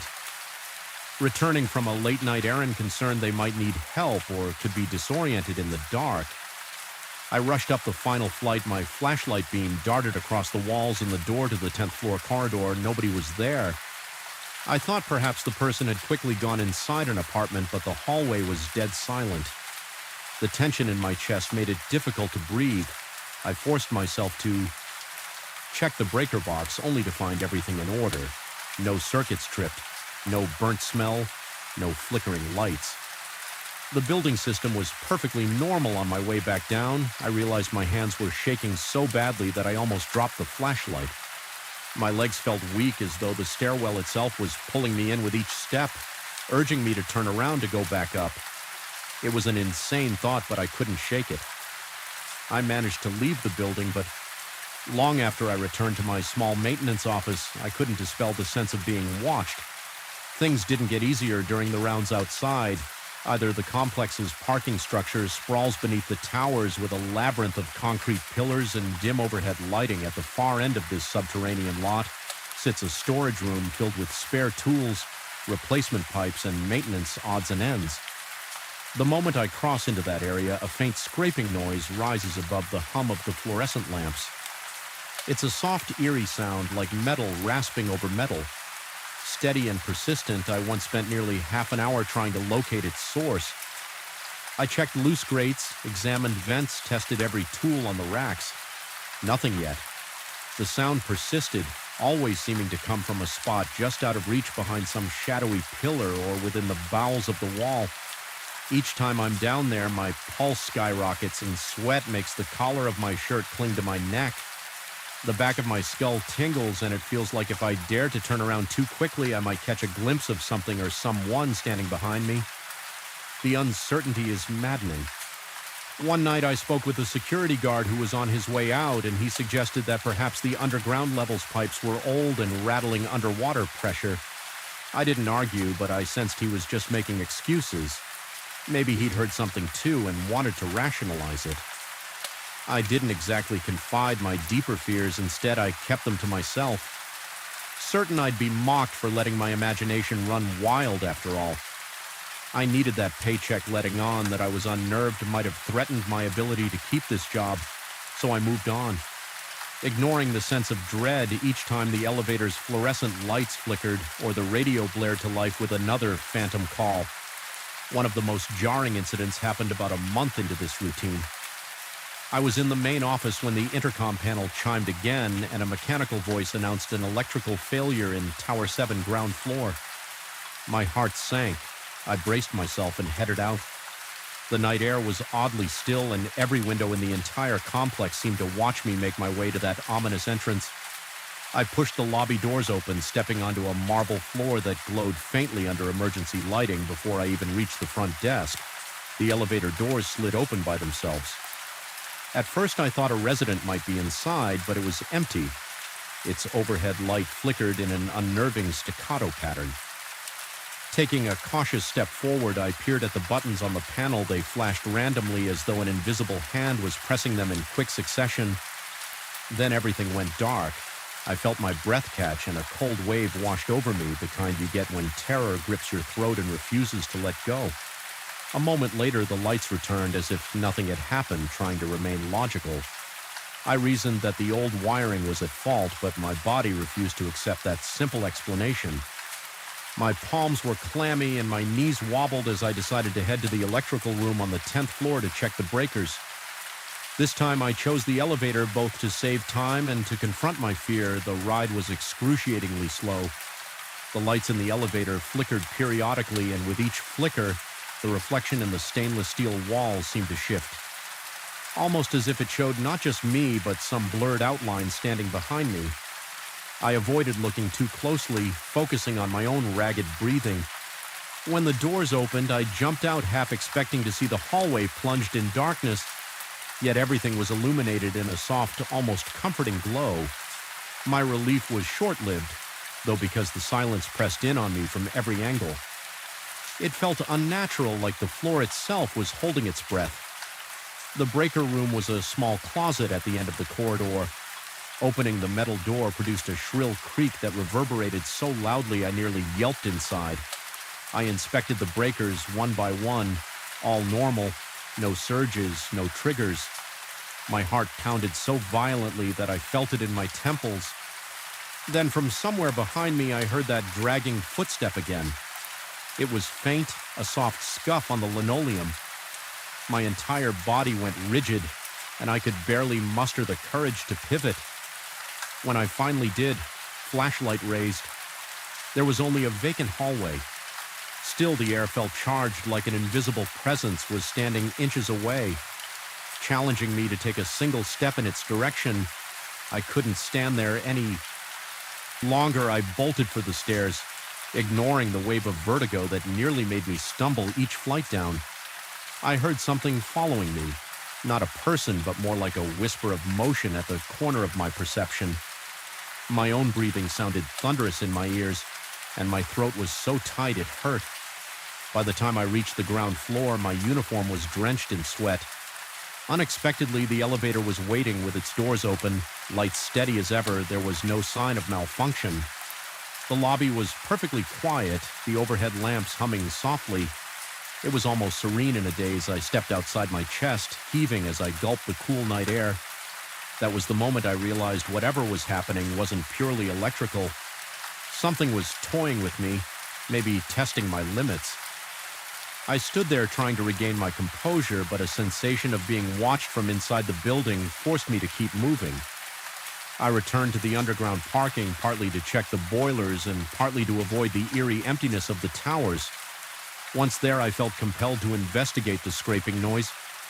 Once more, I headed toward that far corner near the storeroom. As I approached, the fluorescent lights overhead buzzed louder. My nerves were already shot, so every minor sound set me on edge, making my pulse jump erratically.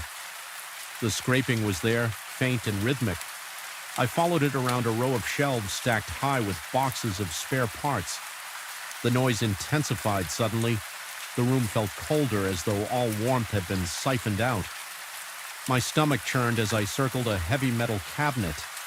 That's when I saw a flicker of movement out of the corner of my eye. I whipped the flashlight toward it, but saw nothing. Besides my own reflection in a dented metal panel, my mind insisted something had just been there, a shape or a silhouette that moved away the instant I turned my head. The scraping sound abruptly stopped, leaving a jarring silence that felt even more ominous. I stood there, heart pounding so violently it felt like it might burst. Time became a blur. It could have been seconds or several minutes before I gathered the courage to shine my flashlight across the rows of shelves behind the garbage bins and under a large table. Nothing, no occupant, no explanation for the noise. Anxiety gnawed at my insides. I wanted to call someone to ask if they had ever experienced anything similar, but I felt foolish. Who would believe me? Eventually, I forced myself to continue my rounds. My shift ended at 6 o'clock, and the faint glow of dawn found me slumped against the wall of the maintenance office, exhausted and shaken. I tried telling myself that it had been a trying night, that my mind was playing tricks on me, but deep down I knew the difference between a fatigued imagination and a palpable sense of being hunted. The next week followed a grim pattern. The radio still reported phantom malfunctions in Tower 7. And the moment I stepped into its lobby, odd phenomena would intensify. Unexplained footsteps, flickering lights, elevator doors that opened on their own. My reflection and polished surfaces appeared distorted, as if the building itself wanted me to question what was real in the underground garage. That scraping noise grew louder, more frantic, but never allowed itself to be found. My nights became an endless cycle of clenched fists, shallow breathing, and a racing heartbeat. My paranoia skyrocketed to the point where I found myself checking over my shoulder every few seconds. At one point, I even contemplated quitting, but my finances wouldn't allow it. The job, as disturbing as it was, paid well, and I was in no position to walk away. I told myself I would endure it, that I was stronger than any lurking shadows or flickering lights. Yet each night chipped away at my resolve. My dreams became twisted labyrinths where corridors stretched infinitely, and faint footsteps echoed behind me. No matter how quickly I ran one particularly harrowing night, I confronted the tension head-on. Another alert from Tower 7, ground floor lighting failure with sweat already forming on my forehead. I entered that despised lobby the second I stepped inside. Every single bulb dimmed until the entire entrance was bathed in a faint orange glow. The elevator lights flickered, an unsteady beacon that felt more mocking than helpful. I marched across the lobby, heart hammering, determined to reset whatever breaker had tripped. That's when I caught sight of my reflection in the elevator's mirrored interior. There was the shape again, a blur behind me. I spun around instantly, but the space was empty. It felt like the building was breathing, its walls expanding and contracting in quiet anticipation. My instincts screamed at me to run, but I forced myself to pry open the electrical panel in the lobby. Every switch was perfectly set. My hands trembled so badly I could barely keep hold of the flashlight. My stomach twisted and an icy dread rushed up my spine. It was as if the entire building was mocking my attempt to find a logical explanation. Sensing that I was on the verge of losing control, I slammed the panel shut and backed away. I still don't know what compelled me, but I whispered under my breath that I wouldn't be frightened off so easily. The words felt hollow even as I said them. Something in the air shifted, a silent response that made every hair on my arm stand on end without warning. The ceiling lights flared back to full brightness. My vision swam from the sudden glare, and when I blinked it away, everything was just as it should be, quiet still and mildly lit by the overhead fixtures. But my body remained coiled. Adrenaline coursing through every vein, I could practically feel my heart thudding against my ribs. In that moment, I understood that whatever presence haunted Tower 7, be it a trick of my mind or something far more tangible, thrived on my fear. It slithered through the empty corridors, lurked in the corners of the parking garage, and whispered through the flicker of the fluorescent lamps, and it wouldn't stop. Not as long as I was there. The revelation was as chilling as it was sobering at the end of that shift. I left the building just as the sky began to lighten. My muscles felt drained and a headache throbbed behind my eyes. Yet I had survived another night. A cold breeze blew across the lot, and for a moment I looked up at Tower 7's facade. The windows reflected the dawn, revealing nothing. Still, I sensed the building was watching me just as intently as I watched it. I wish I could say I made a decisive choice that morning to quit or to confront the phenomenon once and for all. Instead, I found myself in a stalemate bound by financial necessity, yet burdened with an unshakable dread. The unseen presence in Tower 7 knew me, now recognized my routine, understood my weaknesses. Each time I swipe my keycard at midnight, I feel its attention snap to me, waiting to escalate this twisted game. I don't know how this ends. Maybe the building eventually reveals a deeper truth. Maybe it's just my mind unraveling from the strain of working alone in the dead of night. All I can say for sure is that something out there, a scraping in the dark, a flicker in the hallway, a breath against my neck has taken root in my nights. And every time my radio crackles with a new alert for Tower 7, I can't stifle the nauseating churn in my gut.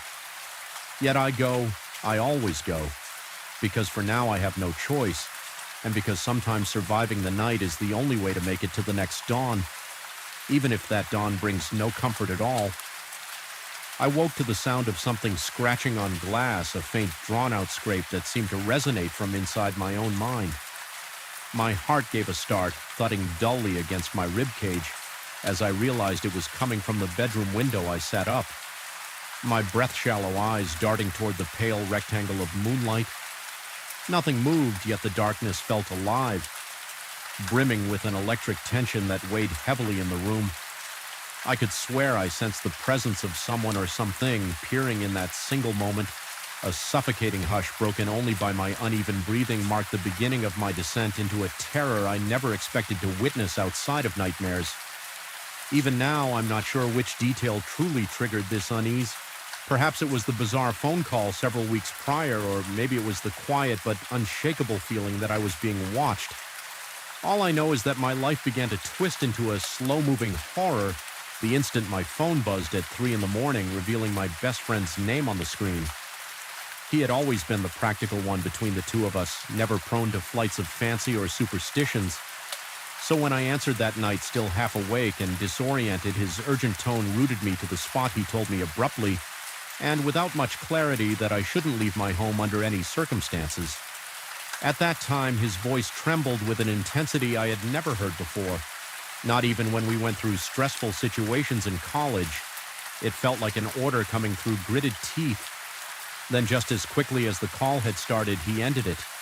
Leaving my ears ringing with that final click in the morning, I discovered that the stretch of road where I usually park my car suffered a severe electrical short-loose wiring arced along the pavement for a good half hour, igniting small flares of sparks had I been near my vehicle at that exact moment.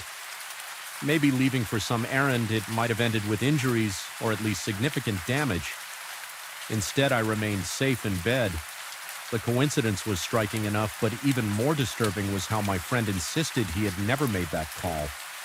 He remembered no dreams, no involuntary actions, nothing in all the years I'd known him. I had never encountered a single instance of sleepwalking or odd behavior. Yet there I was holding my phone's call log as proof that something had compelled him to contact me at an ungodly hour. I should have left it at that. A strange, inexplicable event that ultimately saved me from trouble, but I couldn't shake the feeling that I had brushed against something beyond the ordinary. The rational side of me, a man who liked to see the world in black and white, found itself challenged. My nerves, usually calm, refused to settle. Although I tried to push it to the back of my mind, I began to sense a low-grade anxiety twisting inside my chest, surfacing every time I saw a phone at night or caught a glimpse of an unfamiliar figure at the end of the block. Things started small, barely noticeable flickers of stranges that might be brushed off as paranoid illusions. One evening as I washed dishes, I heard a soft crackling sound behind me. It reminded me of a bad radio transmission, like whispering static. I turned off the faucet and listened intently, but the noise vanished, leaving me with a dripping sink. Another time, while brushing my teeth, I sensed a presence just outside the bathroom door. The floorboards gave a faint creak enough to make my pulse leap into my throat, but I found no one there. Rational explanations sprang to mind, pipes settling temperature shifts in the wood, but those thoughts felt hollow. It was almost as though my home had become a conduit for some intangible force. Not long after I started having bizarre dreams in them, I wandered aimlessly through my house, guided by the dim glow of lamps that never fully lit the rooms. The phone would ring somewhere in the distance, its tone echoing as if reverberating through a cave. I would roam from room to room, never locating the source of that persistent ringing. Worse yet, I sensed in those dreams that something stood just out of sight around each corner, tracking my progress, waiting for me to pick up the call. My heart would pound in my chest, a nauseating rhythm that seemed to intensify with every passing moment. I would awaken drenched in sweat, the sheets tangled around my legs, my breath coming in ragged gasps. Over time, the line between dream and reality grew increasingly blurred. The static I had heard while washing dishes revisited me at irregular intervals, always just quiet enough to make me doubt it was real. Some nights I was sure I glimpsed silhouettes in my peripheral vision shadows that disappeared the moment I whipped my head around. Even the reflections in windows began to distort. I might glance at the glass and see my own face contorted by fear, but when I blinked, my features returned to normal. Despite all this, I never felt physically attacked. Instead, I felt systematically worn down by something intangible. My paranoia crept into everyday life, leaving me on edge at work. Coworkers occasionally commented that I seemed pale or jittery, but I dismissed their concerns. I knew how ridiculous it sounded telling them that a single phone call had ignited a chain of events. I couldn't explain the rational side of me. Demanded that I dismiss it too, yet I couldn't. It clung to me like a cold sweat, an invisible film coating my skin one night. I decided to confront the creeping dread head-on. I sat in the living room with the lights dimmed, refusing to let the darkness intimidate me. The intention was to prove to myself that everything was in my head, that I could reclaim control. I had turned off my cell phone, hoping to prevent any unwanted calls or illusions of calls, and waited hours past my heartbeat and occasional thunder in my ears. The longer I sat there, the more oppressive the silence became. The house seemed to breathe around me, walls contracting and expanding in an almost perceptible rhythm. My eyes felt gritty from strain. I must have drifted into a light sleep, because the next thing I remember is a noise, a deep reverberating hum like the vibration of phone static amplified. It seemed to rattle my bones as I jerked awake. Instantly, I realized my phone was on, even though I distinctly recalled switching it off. Its screen glowed with a faint light, and the device vibrated against the coffee table. My heart hammered in my throat as I reached for it, the device's gentle buzz unspooling my nerves. The number on the screen was unrecognizable, a string of digits that made no sense. Yet I felt compelled to accept the call. Something deep in me rebelled at the idea, but some other part of me, maybe the same part that refused to disregard what my friend had done weeks ago, insisted I answer with trembling fingers. I picked it up, the line hissed with static. I could hear frantic breathing, but it wasn't mine. It sounded like an echo of someone else's fear. Bleeding through the phone fast and ragged for a second, I thought I recognized my own voice in that labored breath, almost a reflection of my panic. Then the phone went dead. My heart pounded so fiercely I thought I might faint. I sat there, cold sweat running down my temple, waiting for something else to happen. Nothing did. It was only me and the dark phone in hand, with the house pressed around me like a living shroud.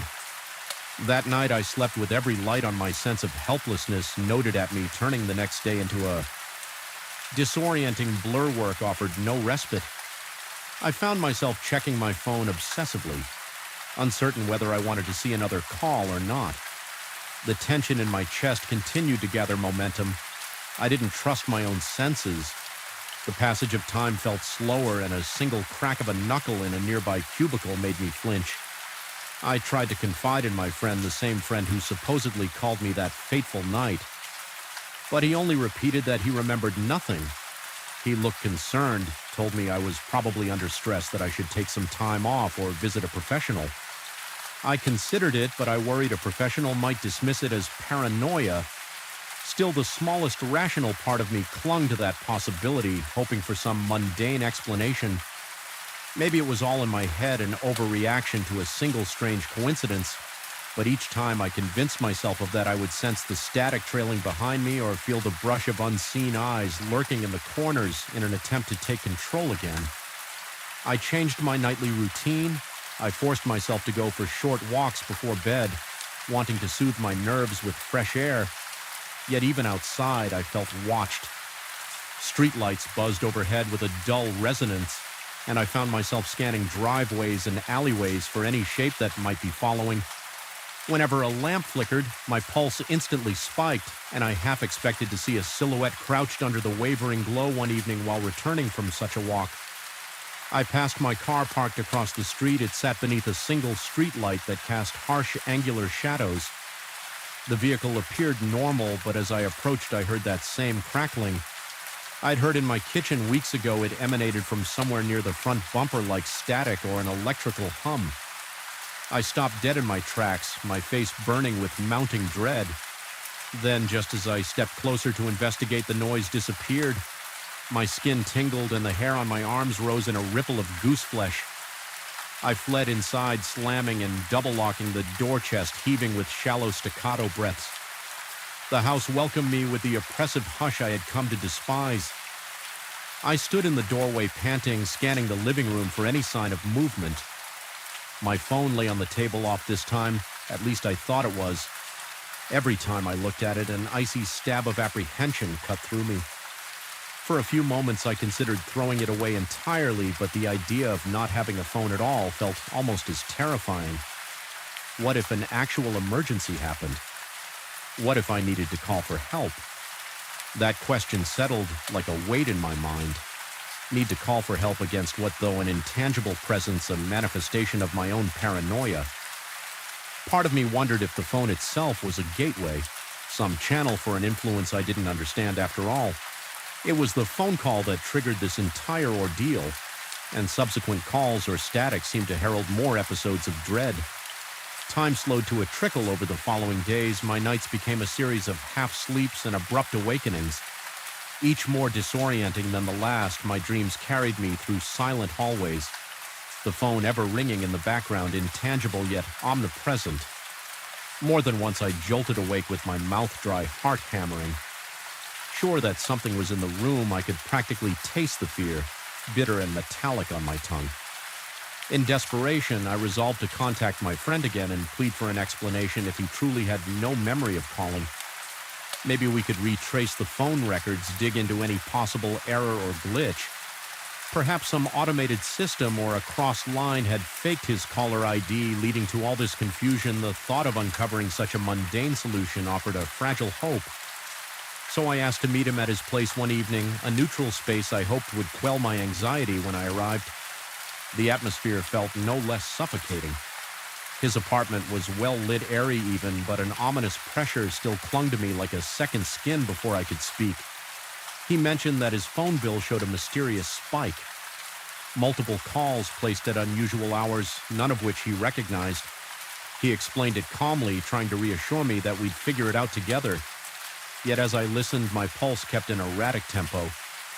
We cross-referenced the call logs, and sure enough, the dates and times aligned with my experiences, always around 3 a.m., always brief that night. I left his place with more questions than answers. My mind reeled with the possibility that something was manipulating our devices, some force beyond my comprehension. During the drive home, the sense of being watched magnified tenfold. The streetlights cast long, pale beams on the asphalt, and each one seemed to illuminate a pocket of darkness crawling with hidden shapes.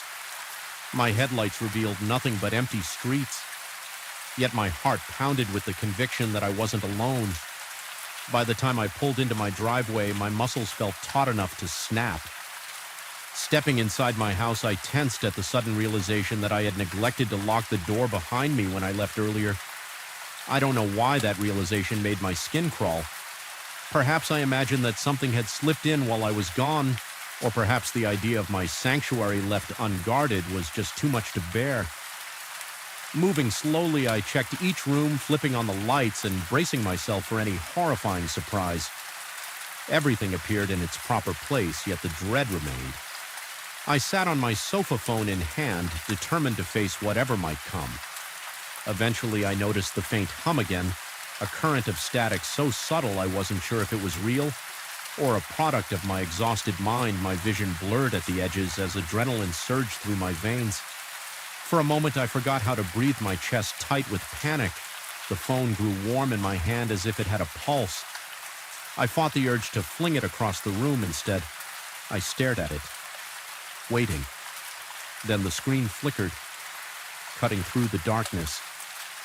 With a sudden glow, the device vibrated, no number displayed this time. Just a shapeless distortion of pixels. My heart thundered, and I felt every beat hammering in my eardrums without waiting. I rejected the call, pressing the button so hard my thumb went numb. The phone went silent. The oppressive static vanished. I found myself in a hush so deep I could hear my own heartbeat echoing in my head. For a few seconds I thought it was over, that I had broken the cycle, but as I stared into the dark, an overwhelming sense of presence weighed down on me. My vision seemed to tunnel. My breath came in short.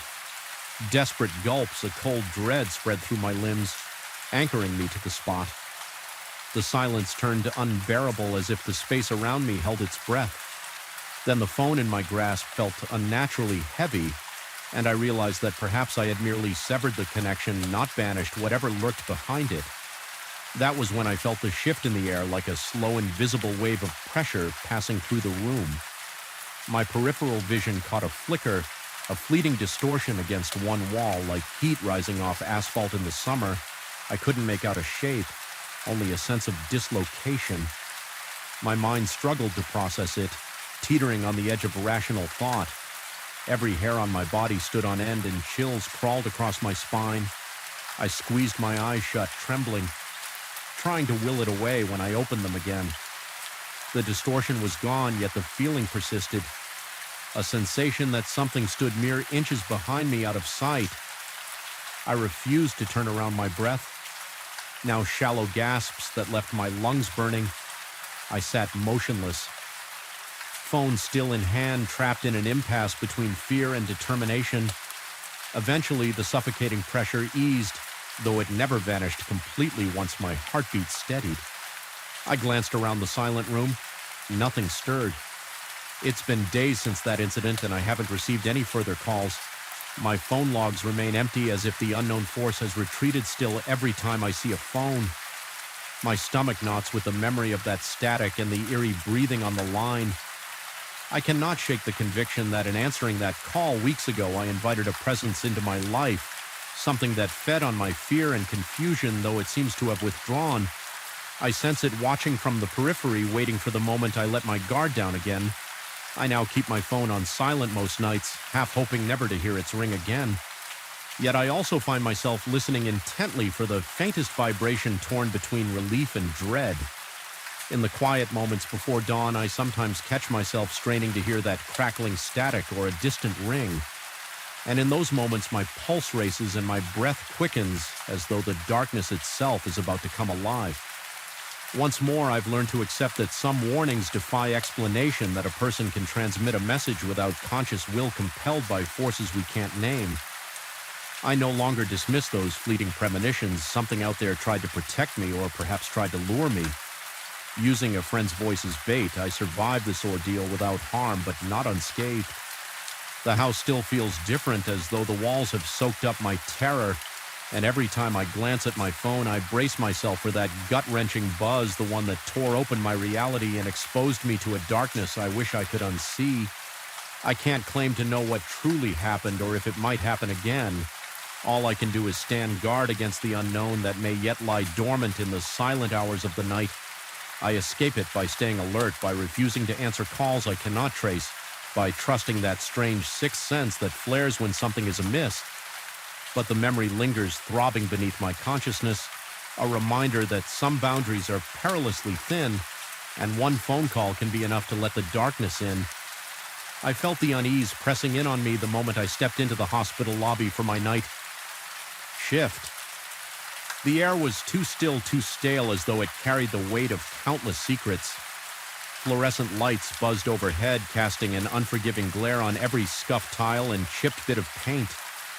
My heart pounded harder than usual, a nagging sense of dread gnawing at me, even before I took my seat behind the main desk. Somehow I already knew that tonight would be different. That was the sort of premonition you never ignored in a place where corridors whispered of silent emergencies and restless energies. Yet I couldn't shake off the feeling of being watched. It wasn't rational, and I tried to bury it under routine tasks, rechecking schedules, scanning charts, preparing medication lists. But that prickling tension never left it. Slid cold fingers across the back of my neck made me hyper-aware of every flickering shadow along the hallway. By the time the clock inched toward 2 a.m, my palms were clammy, and I found myself almost dreading the moment when the automatic doors would decide to do their nightly trick. I first noticed the phenomenon a few weeks ago on one of my earliest overnight shifts. Everyone else had gone, just me at the nursing station and a colleague stationed by the reception area for security. We were the last line of defense for any patient who wandered in any late-arriving ambulance with a non-urgent case. It was a quiet night, the kind that should have lulled me into a false sense of peace, that is, until the front entrance's sliding doors hissed open. All by themselves, my colleague and I both straightened, fully expecting to see someone. Nothing. We watched the metal frames part wide, as if inviting a guest who never showed the door. Then closed again, smoothly and without complication. I tried to brush it off as a mechanical glitch. We even half joked about it, telling ourselves the sensor must be on the fritz. But then it happened again the following night, and again always around the same time. 2 a.m., give or take a few minutes. Each time I felt something cold flow into the lobby, an icy draft that settled in my gut and wouldn't leave the hair on my arms would stand at attention. My lungs felt constricted whenever I looked at my coworker. He appeared just as uneasy.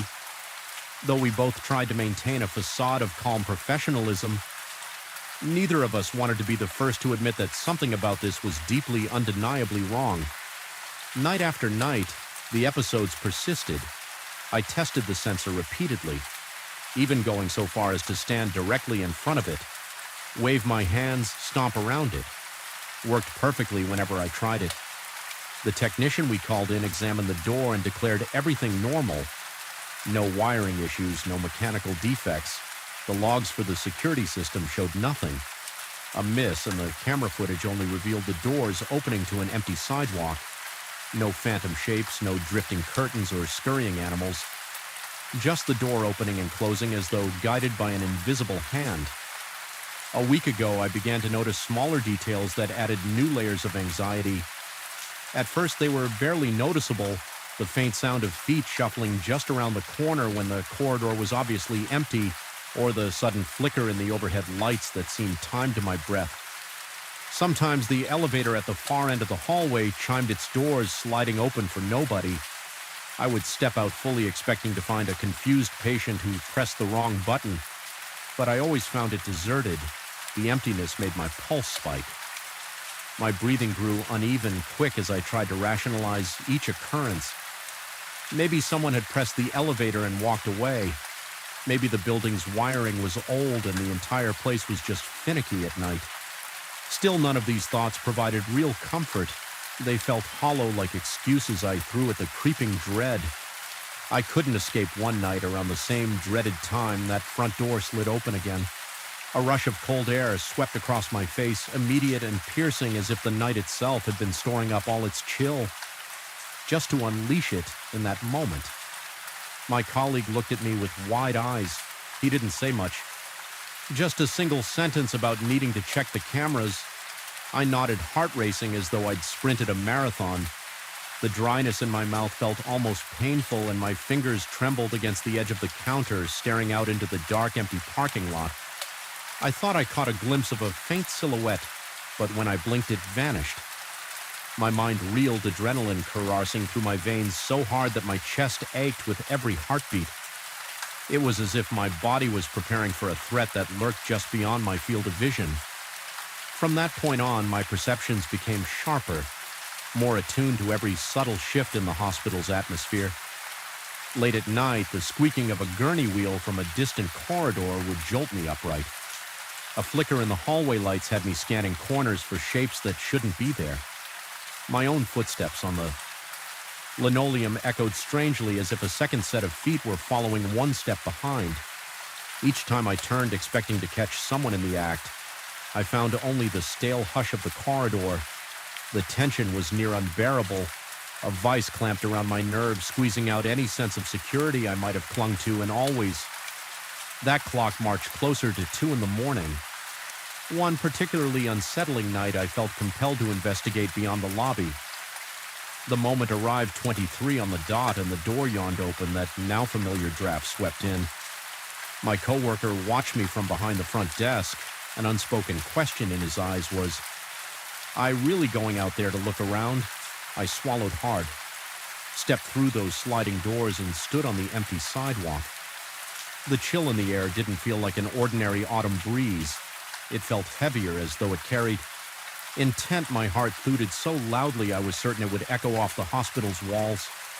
The parking lot was silent, with only a few cars belonging to staff and a single flickering street lamp in that dim, half-lit expanse.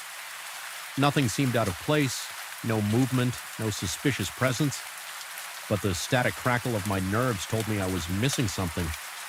Just out of sight, after a few tense minutes, I retreated inside, feeling no less unnerved when I returned to my station. I realized the lobby felt colder than outside. The air conditioning was never set that low overnight, and yet a shiver coursed through me the moment I stepped in the door, closed behind me with a soft whoosh, sealing me inside the hospital's hush. Once again back at the desk, my coworker mentioned, quietly, looking deeply unsettled, that one of the overhead lights had begun flickering the moment I left, and then stopped the instant I walked back in. That revelation made my stomach flip. It felt like something was toying with us, orchestrating these small terrors to pull us deeper into a fear we couldn't fully articulate as the nights wore on. My sleep suffered during the day. I dripped off for a few restless hours, only to jolt awake from half-remembered nightmares. In those dreams, the hospital corridor stretched into impossible distances, doors opening and closing of their own accord. I'd wander those endless halls, searching for something I couldn't name. Sometimes I heard my name whispered from behind locked rooms, but whenever I peered through the narrow glass windows, only emptiness stared back. Waking up in a cold sweat, I questioned my own sanity. Had I always been this prone to suggestion, or was there genuinely a presence manifesting at the hospital? Feeding on my growing paranoia, part of me wanted to request a shift change to flee from the hours that seemed to warp reality. But my sense of duty and maybe my pride kept me returning night after night. I told myself I was needed there. If something truly was happening, I wanted to be the one who uncovered it. That sense of purpose warred with the dread that made my fingertips shake whenever I keyed in my passcode to enter the staff areas.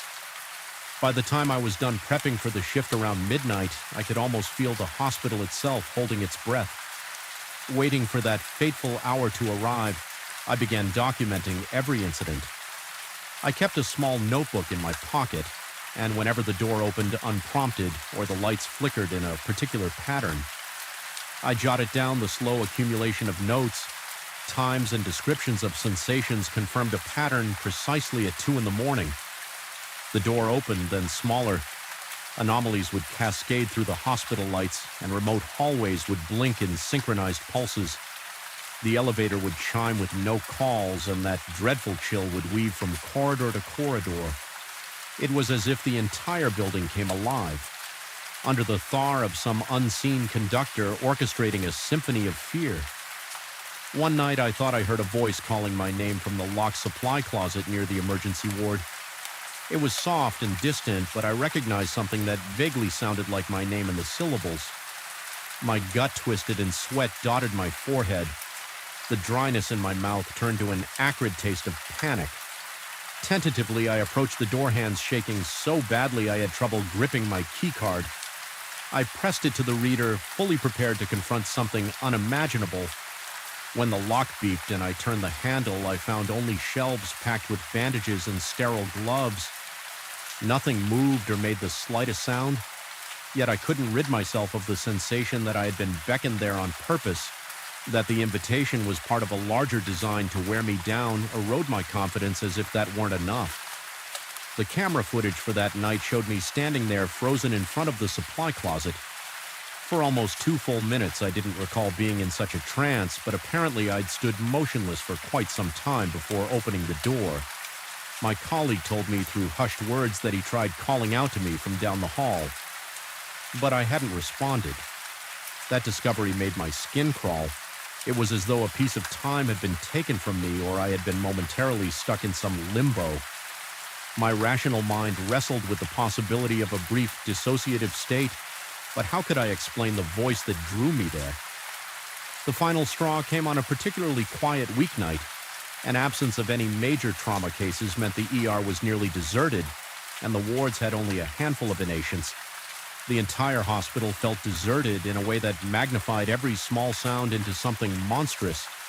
Of course, 2 a.m. arrived like clockwork and the front doors opened. I stood at the desk, bracing for the chill that would inevitably slither across the floor. It came more intense than usual, a cold that bordered on freezing. Then the lights in the lobby began to flicker in a steady pulse like a heartbeat. My own pulse quickened, matching that unnatural rhythm. My breath came in ragged bursts, chest constricting as though the air itself had turned sour. This time I saw something, or thought I did. Just beyond the threshold of the sliding doors, a shape not entirely visible, like a distortion in the air, almost a ripple in reality itself. My vision blurred. Sweat beaded down my temple and I could barely swallow. Though I wanted to look away, some morbid fascination kept my eyes glued to that shifting spot. My heart hammered so violently I could hear my pulse roaring in my ears, then just as quickly as it appeared it was gone. The door slid shut with a quiet hiss, leaving me reeling and disoriented. I couldn't ignore this anymore. I left my post and walked deliberately toward those doors, each step feeling heavier than the last. My coworker stood back anxious, but not stopping me as I reached the entrance. The door remained closed, yet the night outside seemed unnaturally dark, as if the parking lot lights had dimmed under the weight of something unseen. My stomach knotted. My eyes strained to discern any shape moving out there. All I perceived was a subtle flicker under the lone street lamp. It was enough to send my mind spiraling. I forced myself to step back, returning to the relative safety of the lobby's fluorescent glow. In that moment, I understood that I was dealing with forces I might never fully understand, something that defied the logic and science we cling to so fervently in a hospital environment. No mechanical fix or sensor replacement would fix this issue.